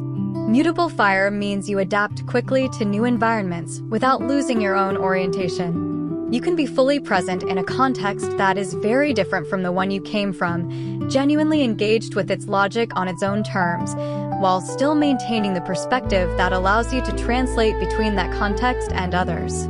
That combination of genuine engagement and retained perspective is exactly what cross-cultural work demands. Too much adaptation and you lose your usefulness as a bridge. Too little and you never build the trust the work requires. Sagittarius tends to find that balance instinctively. Picture this. You are in a professional context that involves parties from significantly different cultural backgrounds. A negotiation, a partnership meeting, a program design session. Things have stalled. Not because of bad faith on either side, because each side is reading the other's behavior through a framework the other side does not share. Most people in the room either do not notice the misalignment or do not know how to name it without causing offense. You notice it, and you find a way to name it that gives both sides a new frame for understanding what has been happening. Not by taking sides, by expanding the context. The stall breaks. The conversation moves. And later, privately, people from both sides tell you that your observation was the thing that saved the day. You accept the thanks graciously and do not explain that you were simply paying attention to what was actually in the room. Over a long career in international and cross-cultural work, what Sagittarius develops is a kind of portable professional credibility. Because your effectiveness is rooted in genuine curiosity and adaptability rather than in institutional affiliation or regional expertise, it travels. You become someone who can be dropped into a new context, in a new country, with a new set of stakeholders, and be genuinely useful within a time frame that surprises the people who brought you in. That portability is one of the most valuable career assets in a globally connected professional world, and it compounds with every new context you navigate successfully. This is the move to make. If international or cross-cultural work is where you want to build, begin by developing genuine depth in one specific cultural or regional context that is not your own. Not a survey depth. Learn the history, the political context, the values, the professional norms of one particular place or community with real seriousness. That depth in one context becomes the model for how you develop depth in the next one. And the next. Breadth built on a foundation of genuine depth is a very different professional asset from breadth alone.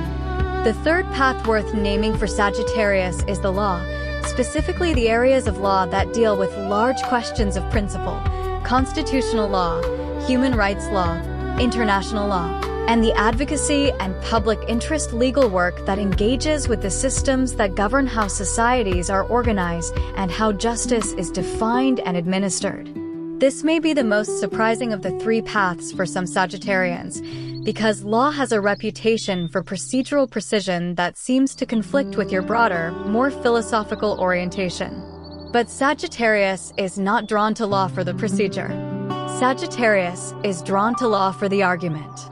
For the question of what is right. For the chance to stand in front of a system of authority and make the most compelling case for a principle that matters. Jupiter rules law and justice in the philosophical sense, not the mechanics of legal procedure, but the underlying question of what a just society looks like and how its institutions should behave. Sagittarius in a legal context tends to gravitate toward the cases and the causes that carry genuine moral weight. You are less interested in contract disputes than in constitutional questions. Less interested in the fine print than in the principle the fine print is supposed to serve.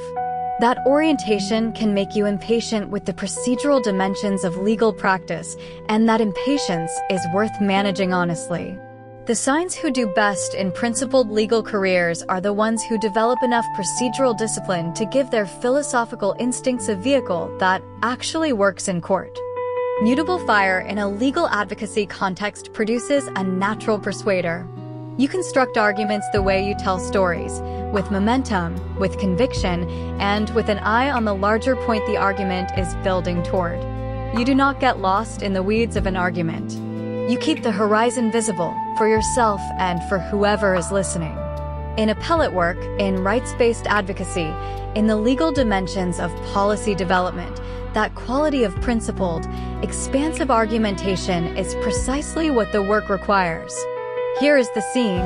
You are making an argument, formally or informally, for a position that the people on the other side genuinely believe is wrong. Not factually wrong, wrong in principle. The disagreement is not about data. It is about values, about what matters, about what kind of world we are trying to build. Most advocates in that situation either get angry or get technical. You do neither. You find the value underneath the value. The thing both sides actually agree on, at a level deeper than the disagreement, and you build your argument from that shared foundation upward toward your conclusion. It is not a trick. It is a genuine act of intellectual generosity, and it tends to work in ways that anger and technicality do not. Long-term, what Sagittarius builds in principled legal careers is a reputation as someone who takes the hard cases. Not the unwinnable ones necessarily, though sometimes those too. The cases that matter beyond their immediate outcome. The ones where winning or losing shapes something larger than the parties involved. That willingness to plant your professional flag in the territory of what genuinely matters is one of the most defining career choices a Sagittarius lawyer or advocate can make. It costs you some of the easier work. It gives you a professional life with a through line that means something. Here is how to move toward this path. If law and principled advocacy draw you, find the area of law where you feel the most personal conviction and read the landmark cases and arguments in that area carefully. Not just the outcomes, the reasoning. Read the dissenting opinions as carefully as the majority ones. Understanding how the strongest minds in a legal tradition disagree is the most direct preparation for learning to argue within it. Then find a way to do even one piece of volunteer advocacy work in that area, whether through a legal aid organization, a rights-based nonprofit, or a policy research body. The goal is contact with real legal reasoning before you commit to the credential, not after. Before you close this out, take a genuine moment with what you just heard. Of those three fields, higher education and the intellectual professions, international and cross-cultural work, and principled legal advocacy, which one felt immediately familiar? Which one described something you have already been doing in your own life, in your own way, without quite naming it as a career direction? And which one arrived from an angle you did not expect and left you sitting with a question you were not planning to sit with today? All three of those reactions are worth something. Do not dismiss any of them. Leave a comment telling me which path resonated most honestly. Or tell me which field you are already working in and whether this description matched the reality of what that work actually demands from you. Those first-hand reflections from people in the field are some of the most valuable things this community produces. If this kind of grounded, sign-specific vocational reflection is genuinely useful to you, subscribing means more of it continues to find its way to you. My dear Sagittarius, this is a return to video. Please make sure to save it and revisit whenever you need it. Also, obviously don't forget to like and subscribe. And have a blessed day. My dear Capricorn, not every career path is built for the same kind of person, and the ones that were not built for you tend to reveal themselves through a very specific kind of frustration. The structure is unclear. The accountability is vague. The people in charge got there through politics rather than merit. And you are sitting at a desk doing work that could be done better by a more organized system with clearer standards and actual consequences for not meeting them. That frustration is not cynicism. It is a professional compass.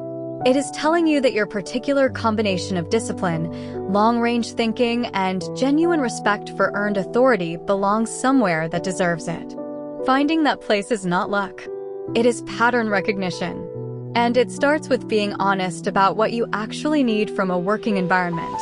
Capricorn is a cardinal earth sign ruled by Saturn. In plain professional terms, that combination produces one of the most distinctive vocational profiles in the Zodiac. Saturn governs structure, discipline, time, responsibility, and the slow but irreversible accumulation of mastery through sustained effort. Cardinal signs initiate. They are not passive. They identify what needs to be built and they begin building it, methodically and without waiting for ideal conditions. Earth as an element is practical, grounded, and oriented toward outcomes that can be measured, held, and relied upon. Together, those qualities produce someone who is not just willing to do the hard work.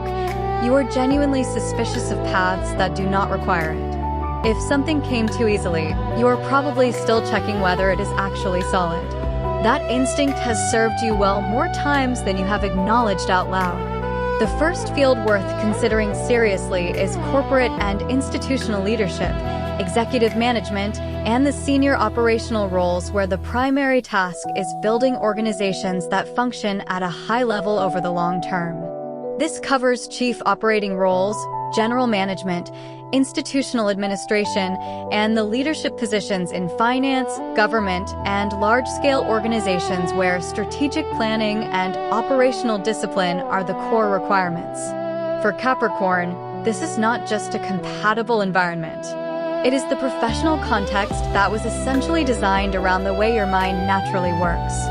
Saturn gives Capricorn a native fluency with organizational structure that most leaders spend decades trying to develop consciously. You understand intuitively that a well-designed system produces better outcomes than a talented individual working inside a poorly designed one. You think about accountability before problems arise.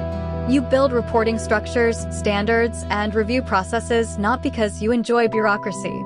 You enjoy reliability. And reliability at organizational scale requires exactly the kind of structural thinking that Saturn produces. Cardinal Earth means you do not just identify what is broken. You move to fix it, practically, with a plan that accounts for the resources actually available rather than the ones you wish you had. Here is the scene. You have inherited or stepped into a leadership role inside an organization that has been running on informal systems and personal relationships rather than documented processes. Things have been working well enough as long as the same people stay in the same roles. But the fragility is visible to you immediately. You spend your first several weeks watching, asking questions, mapping how decisions actually get made versus how they are supposed to get made. You are not disruptive about it. You are diagnostic. And then you begin building, quietly at first, one process at a time, replacing the informal with the reliable. Some people resist. You expect that. What you do not do is stop.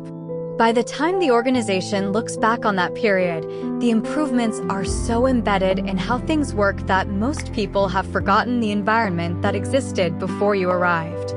That is a Capricorn leader at full capacity. The transformation is visible. The hand that made it is almost invisible. Long term, what Capricorn builds in organizational leadership is a legacy of institutional strength.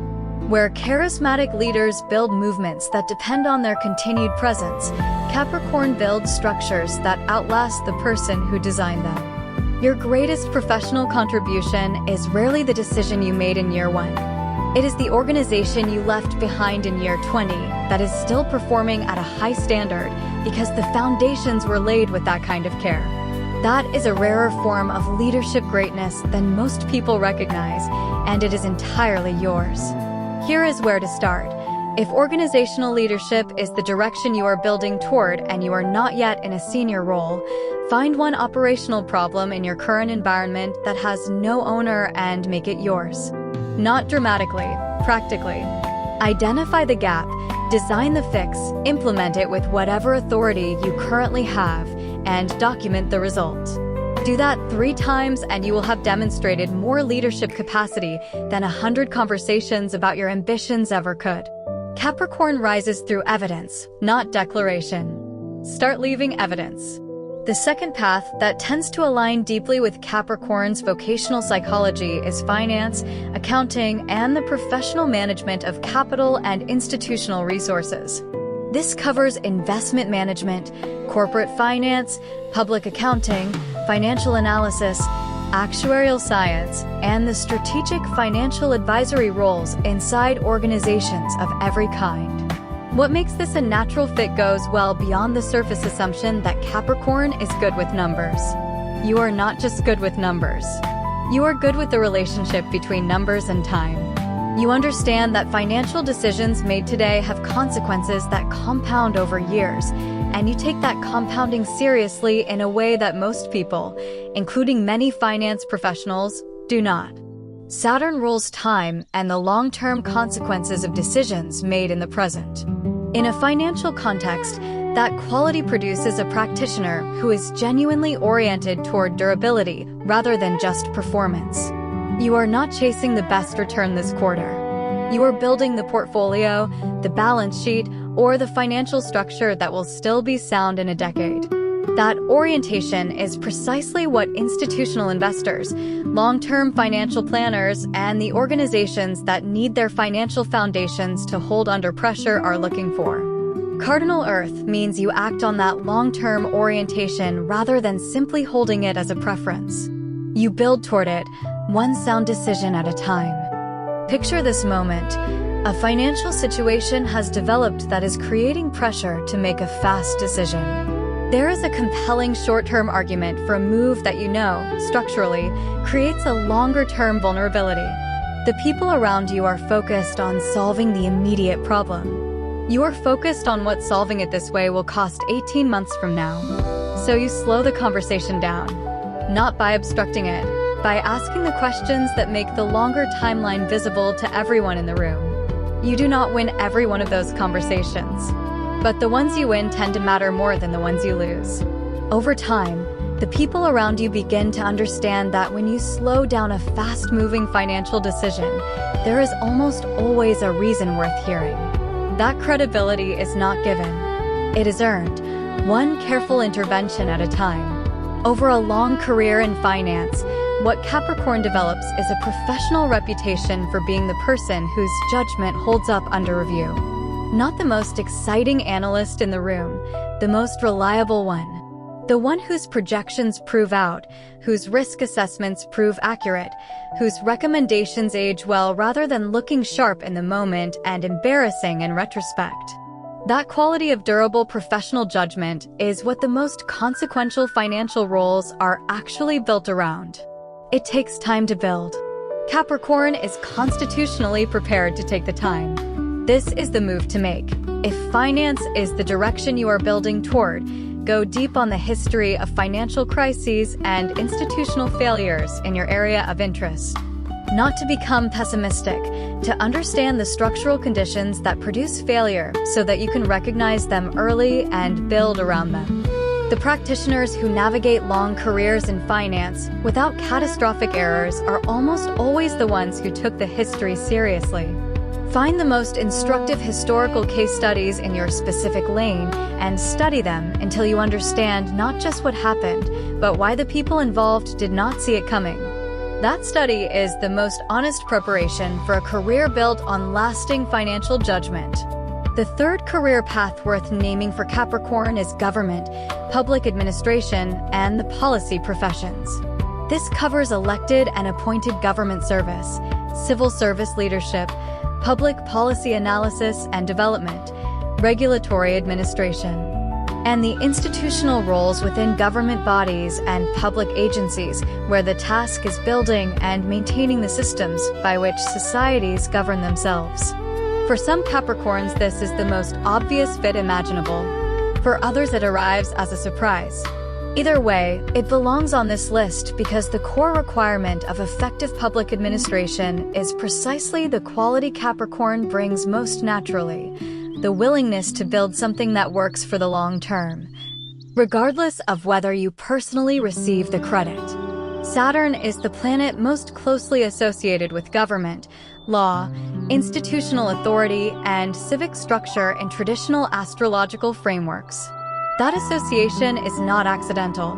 The quality Saturn represents in an individual, patience, discipline, long-range thinking, the willingness to accept responsibility for outcomes, are exactly the qualities that functioning public institutions require from the people who run them. Cardinal Earth in a public administration context means you are not content to study policy from the outside. You are drawn to the work of actually implementing it, of taking the abstract framework and building the operational reality that makes it function for real people in real circumstances. Here is the scene.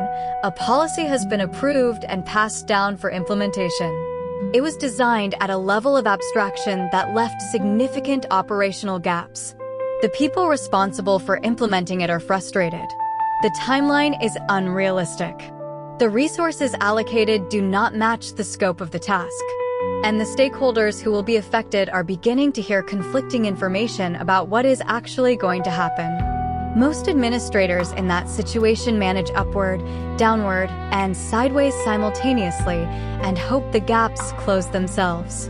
You do something different. You build a working document that maps the gap between the policy as written and the reality of implementation.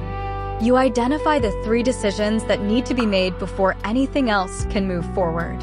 You present them to the people who have the authority to make them, in plain language, with clear options and honest assessments of what each option costs. The decisions get made, the implementation moves, and the policy eventually reaches the people it was designed to serve. That is public administration done at the Capricorn standard. Not glamorous, genuinely useful. Over a long career in government and public administration, what Capricorn builds is an institutional knowledge base that becomes increasingly rare and increasingly valuable as time passes. You remember how the last reorganization actually affected service delivery. You know which partnerships with external organizations have historically produced results, and which ones looked better on paper than they performed in practice. You know where the bodies are buried, metaphorically speaking, and you use that knowledge not for leverage but for continuity. That institutional memory, combined with your structural instincts, makes you the person that successive waves of leadership quietly depend on to keep the machine running while they pursue their own agendas. That is a form of professional power that does not come with a title. It comes with time, and Capricorn is one of the few signs that understands the difference between the two. Here is how to move toward this path. If public administration or policy work interests you and you are not yet formally in that world, find a civic board, a local government committee, or a public advisory body in your community and seek an appointment or a volunteer role. Local government is where the most direct connection between policy design and operational reality exists, and that direct connection is where Capricorn learns fastest. Attend public meetings, read budget documents, understand how decisions actually get made at the local level before you pursue roles at higher levels of government. The mechanics are similar at every level. The stakes just get larger. Learn the mechanics first. Before you close this out, take a genuine moment with what you just heard. Of those 3 fields, organizational and executive leadership, finance and capital management, and government and public administration, which one felt like something you have been quietly preparing for your entire professional life, whether you knew it or not? Which one named a drive in you that you have perhaps not given yourself full permission to claim? And which one arrived unexpectedly and left you sitting with a question you were not planning to ask yourself? Leave a comment telling me which path landed most honestly for you. Or tell me which of these fields you are already working in and whether this description matched the reality of what that career actually demands on a daily basis. Those reflections from people doing the actual work are what give a community like this its real value. If this kind of grounded, sign-specific vocational clarity is useful to you, subscribing means more of it continues to find its way to you. My dear Capricorn, this is a return to video. Please make sure to save it and revisit whenever you need it. Also, obviously don't forget to like and subscribe. And have a blessed day.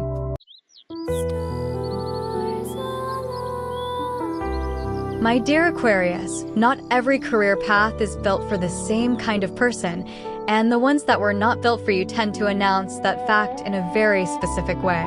The work feels pointless. Not difficult, pointless. You can handle difficult.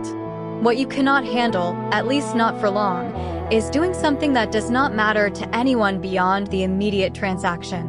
You need the work to mean something. You need it to connect to something larger than the quarterly report or the individual client or the task in front of you. And you need, perhaps more than most people around you realize, to be in an environment where thinking differently is an asset rather than an inconvenience. Understanding that about yourself is not idealism. It is the most practical piece of career intelligence you possess. Aquarius is a fixed air sign ruled by Uranus, with Saturn as its traditional co-ruler. In plain professional terms, that combination produces something that is genuinely uncommon. Uranus governs innovation, disruption, collective progress, and the ability to see beyond the current arrangement of things to what could exist instead.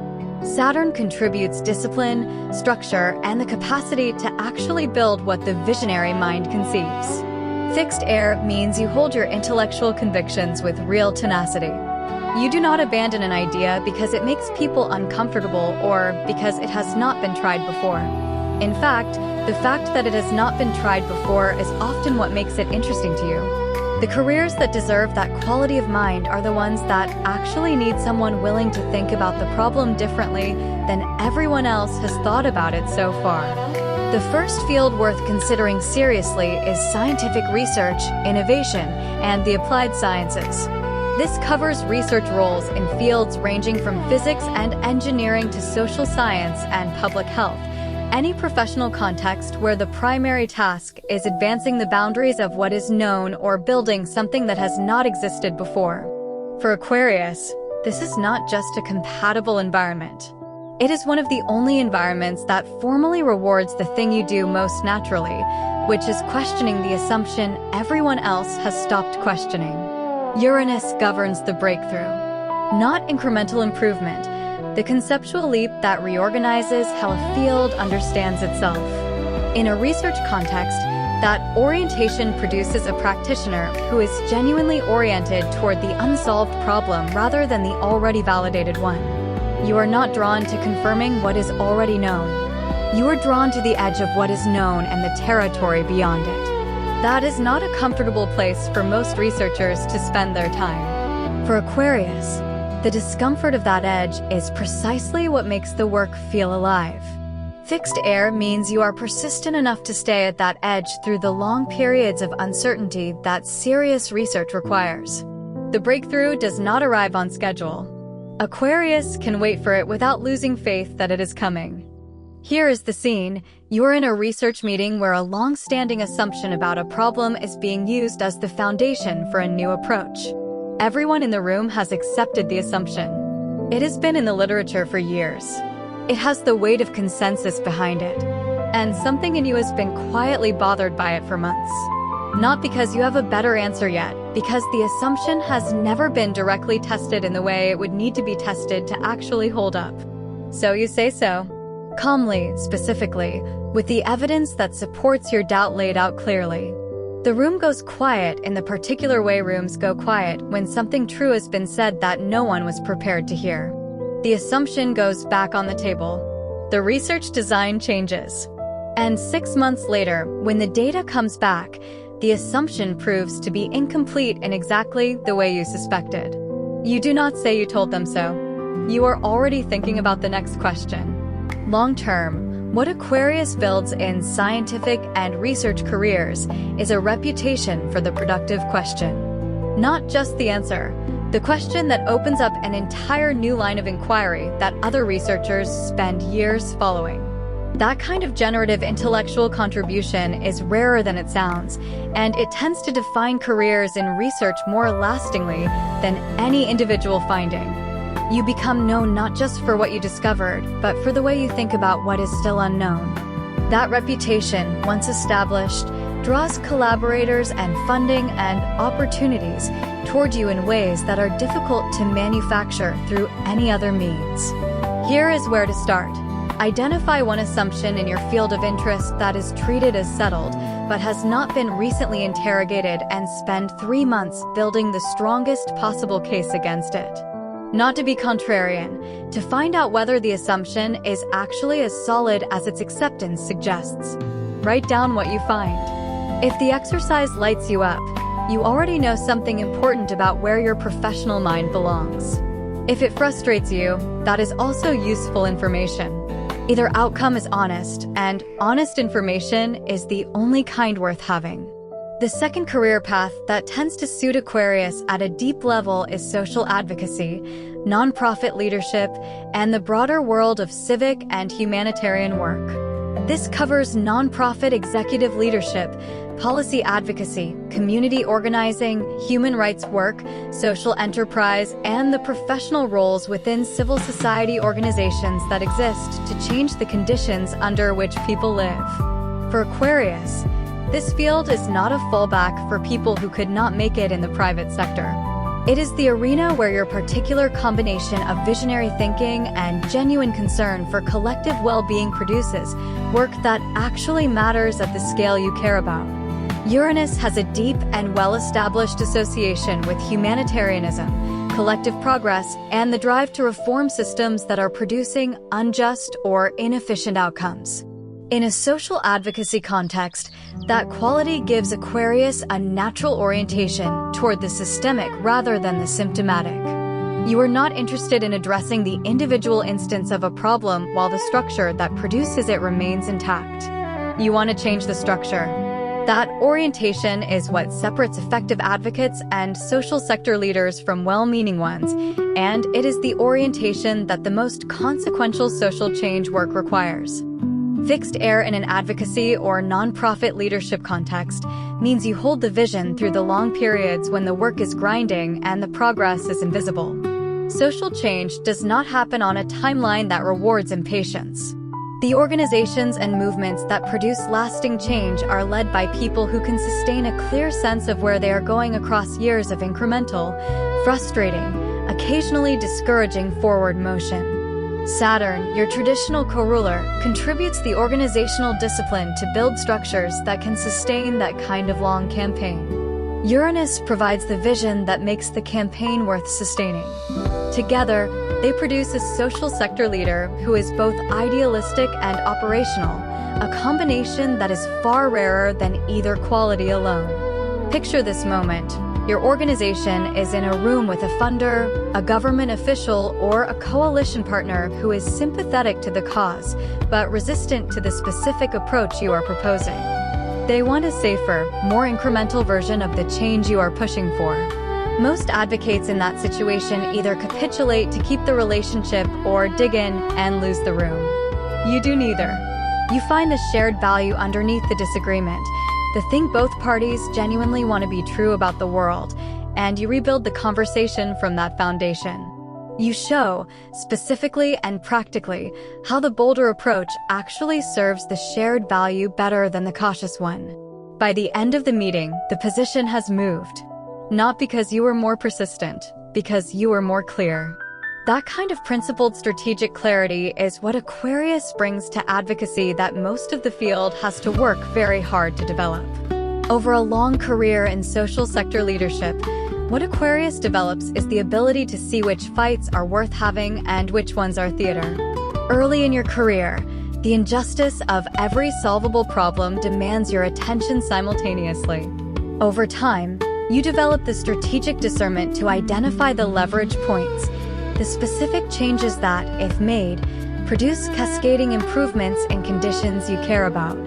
That maturation from passionate advocate to strategic changemaker is one of the most powerful professional evolutions your sign can undergo. The cause does not shrink. The strategy gets sharper. This is the move to make. If social sector work is where you want to build, identify one organization whose theory of change you genuinely believe in and offer to contribute in a specific, practical way. Not just your enthusiasm, a defined piece of work with a defined output. Volunteer to write the grant narrative, facilitate the community consultation, or design the evaluation framework. Do one concrete thing that demonstrates your operational capability alongside your values. Nonprofit leadership hires and promotes the people who can translate vision into work.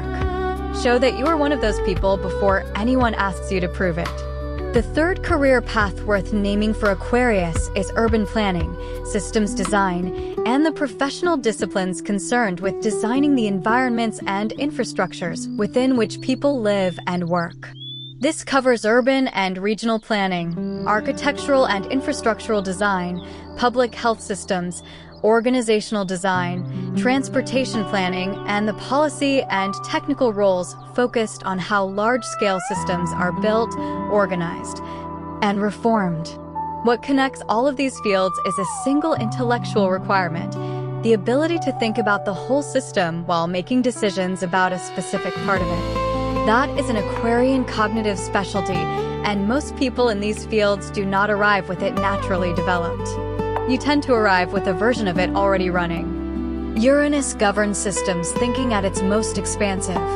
The ability to hold a complex interconnected structure in your mind, to trace how a change in one part produces consequences in parts that seem unrelated, and to design interventions that account for those second and third order effects is the core intellectual skill of every effective systems designer and urban planner.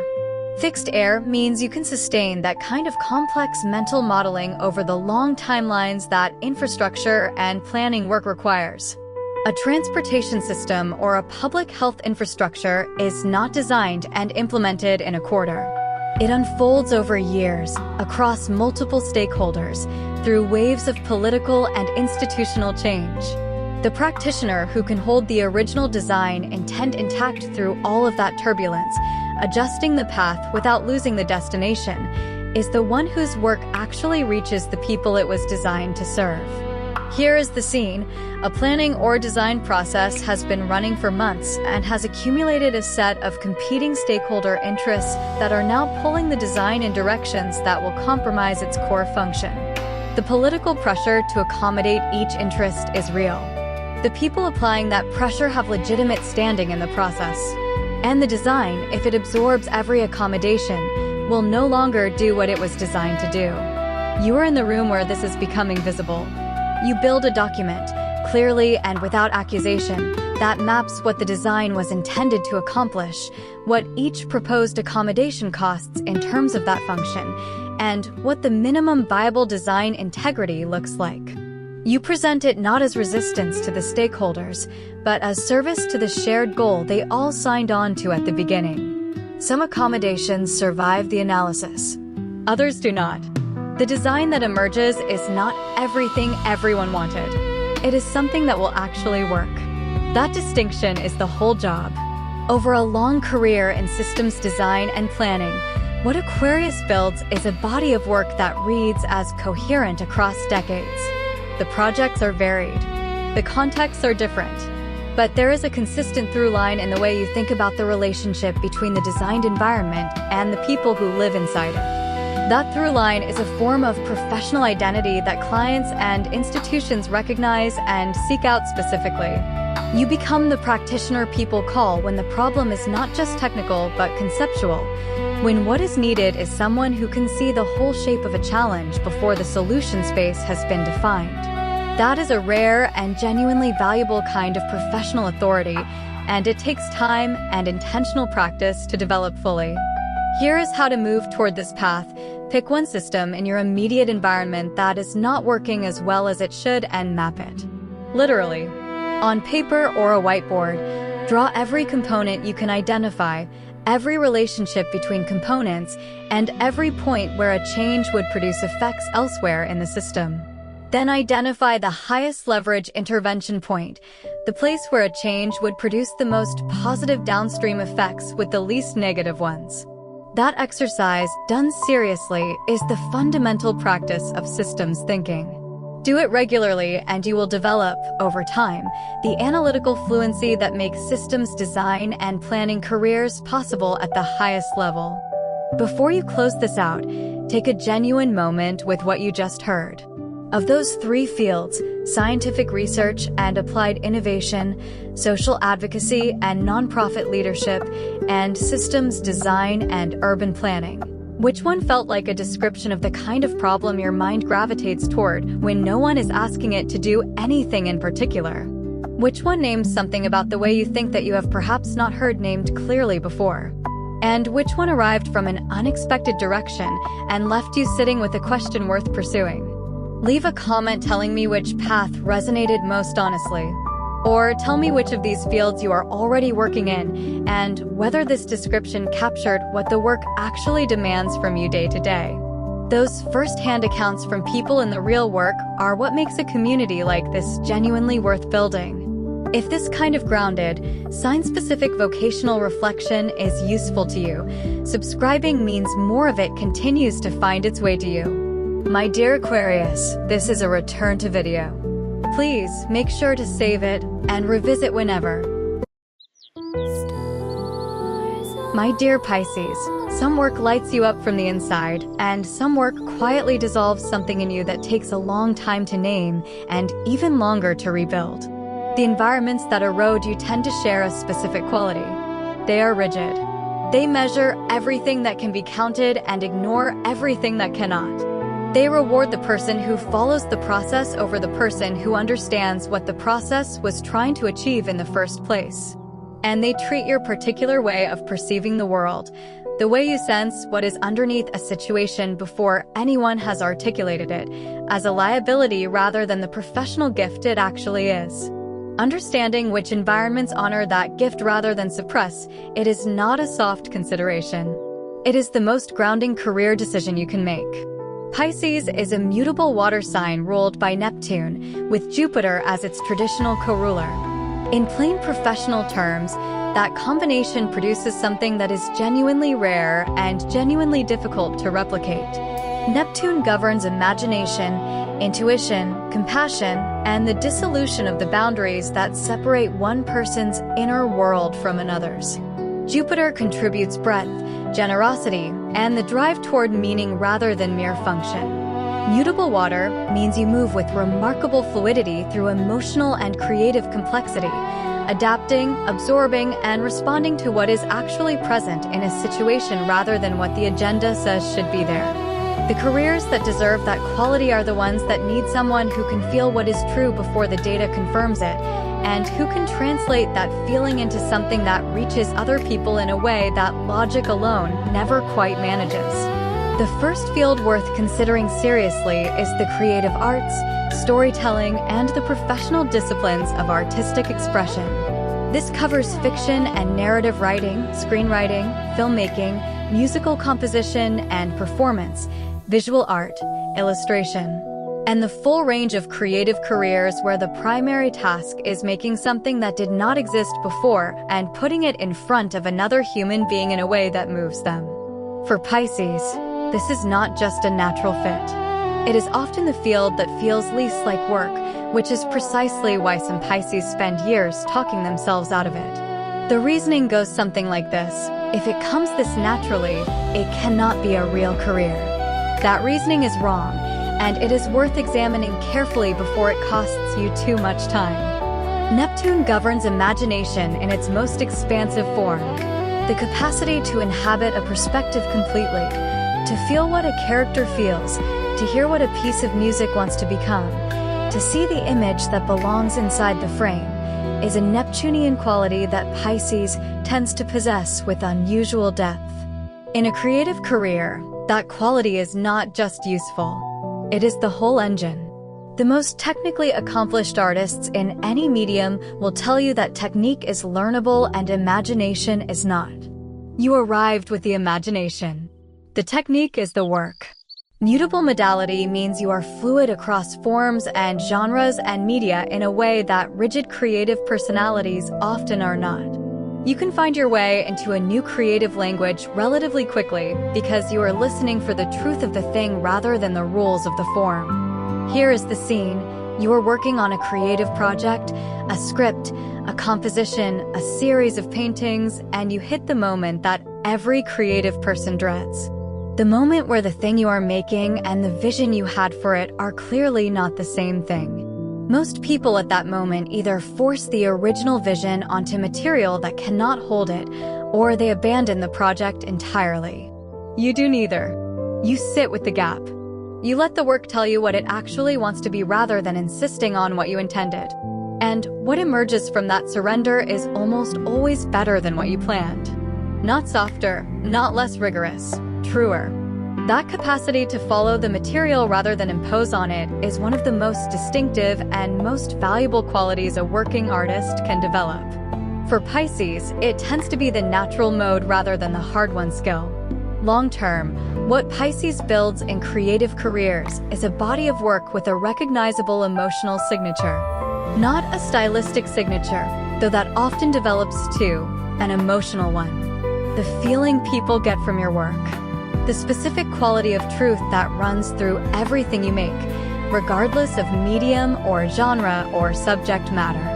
That emotional consistency is what turns an audience into a following and a career into a legacy. It cannot be manufactured. It can only be discovered through the sustained, honest practice of making things that matter to you and putting them in front of people who need to feel what you felt. Here is where to start. If the creative path is where you belong and you are not yet fully committed to it professionally, set a non-negotiable weekly block of time for the creative work and treat it with the same seriousness you would give a client meeting or a work deadline. Not when the inspiration arrives, on schedule, whether the inspiration is present or not. Discipline does not kill creative flow for Pisces. Unpredictable access to the work does. Show up on the same days at the same time and let the work find you there. That practice, sustained over months, produces more creative momentum than any burst of inspired effort ever will. The second path that tends to suit Pisces at a deep level is the healing professions, particularly those that integrate the psychological and the physical dimensions of human well-being. This covers psychotherapy and counseling, integrative medicine, occupational therapy, music and art therapy, palliative care, chaplaincy, and the range of healing disciplines that treat the person rather than just the presenting condition. What makes this field a natural fit for Pisces is not just compassion, that you have it in abundance. It is the specific perceptual quality that Neptune produces, the ability to be so fully present with another person's inner experience that they feel genuinely met in it. That quality is the foundation of every therapeutic relationship that actually heals rather than just manages. Neptune dissolves the ordinary boundaries of self in ways that allow Pisces to genuinely inhabit another person's emotional reality without losing their own grounding. In a healing context, that translates into a practitioner who does not just understand what a client or patient is experiencing intellectually, you feel the shape of it. You sense where the wound is before the person has found the words for it.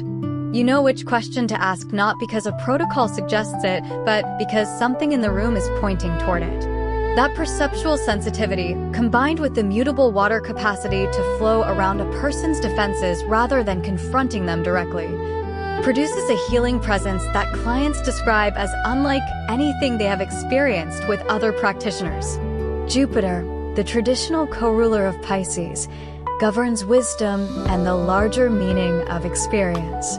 In a healing context, that quality gives Pisces the ability to help a client or patient locate their suffering within a larger story, to find the meaning in what has happened to them, or at least the possibility of meaning, which is often what people in genuine pain most need someone to help them approach. That is not a clinical technique. It is a pastoral and philosophical gift, and the healing professions that leave room for it are the ones that tend to produce the most satisfied and most effective Pisces practitioners. Picture this. A client has reached a point in the therapeutic or healing process where they need to say something they have never said to another person. You can feel it before they approach it. There is a quality in the room, a particular kind of held breath, that tells you something significant is close. Most practitioners in that moment stay with their framework, their technique, their clinical protocol. You set all of it gently aside and simply become very still and very present. You do not prompt. You do not guide. You wait in a way that communicates, without words, that whatever is about to be said can be said here and will be held carefully. And then it comes. And the work that has been building for months takes a step forward that no technique could have forced. That stillness was not passivity.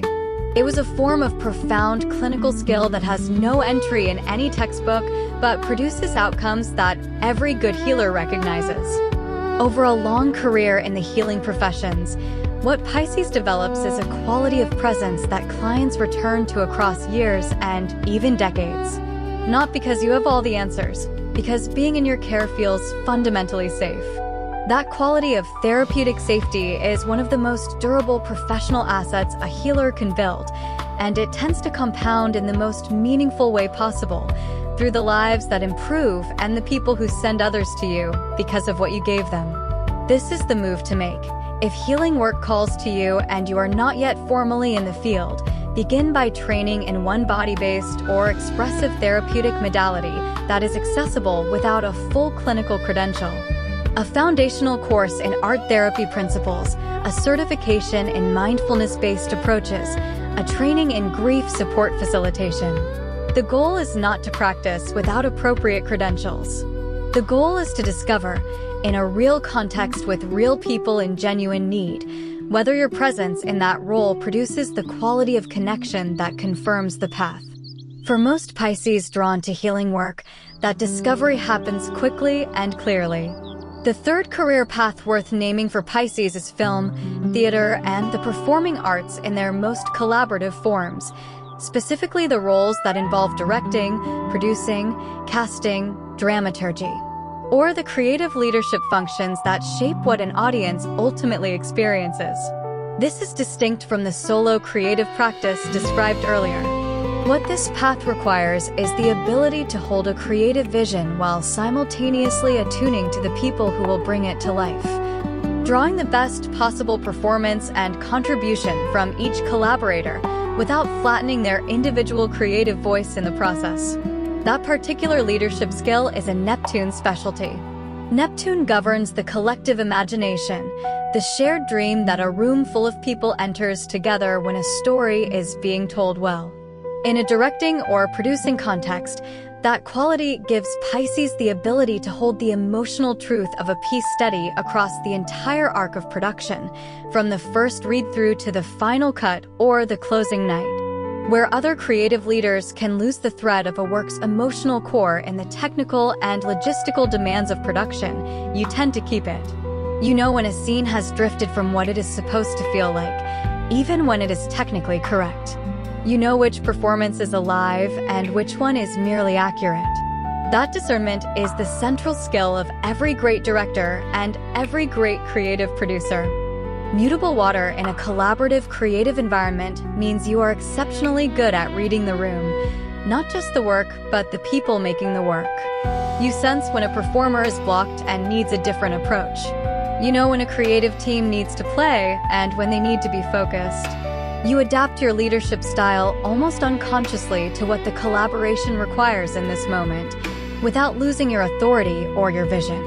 That fluid, responsive form of creative leadership produces working environments that attract talented people and keep them, because working with you feels like being genuinely seen and genuinely trusted. Here is the scene. You're in rehearsal or in production, and a key collaborator is struggling. Not with the technical demands of the work, with the emotional demands. They cannot find the truth of the scene or the performance or the contribution they are supposed to make. Other directors or producers in that situation either push harder or hand the person a solution. You do something different. You ask them what the scene feels like to them, not what it is supposed to feel like, what it actually feels like when they are inside it. And then you listen. Really listen. And from what they tell you, you find the one thing you can say or show or suggest that unlocks what they were reaching for. The scene comes alive. And the collaborator walks away not just with a better performance, but with a deeper understanding of their own creative process. That is Pisces in creative leadership doing what cannot be taught in any directing program. Long term, what Pisces builds in collaborative creative leadership is a reputation as someone who makes the work better by making the people better. Your productions and projects become known not just for their quality, but for the quality of the process that produced them. Collaborators seek you out not just because the work is good, but because working with you is a genuinely meaningful professional experience. That reputation, once established, is one of the most powerful forms of creative currency that exists. It does not depend on any single success or any particular institutional affiliation. It lives in the people you have worked with, and they carry it everywhere they go. Here is how to move toward this path. Find one small creative production, a student film, a community theater production, a short performance piece, and take on a directorial or producing role from start to finish. Not a supporting role, the responsible one. Hold the vision, manage the collaborators, make the calls when the calls need to be made, and see the thing through to its audience. What you learn about your own creative leadership instincts through that complete cycle of responsibility is more useful than any formal program can provide in isolation. The experience of standing behind a completed work that you shaped and saying, "Honestly, that is what I meant," that is what makes the path real. Before you close this out, take a genuine moment with what you just heard. Of those three fields, the creative arts and solo artistic practice, the healing professions, and collaborative creative leadership in film and theater, which one felt like something you have always known about yourself, but perhaps been afraid to claim fully? Which one named a part of your professional identity that the environments you have worked in so far have not quite had room for? And which one surprised you, arrived from an angle you did not expect, and left you reconsidering something you had quietly set aside? Leave a comment telling me which path resonated most honestly. Or tell me which field you are already working in, and whether this description matched what the work actually feels like from the inside. Those real-world reflections are what give a channel like this its genuine value.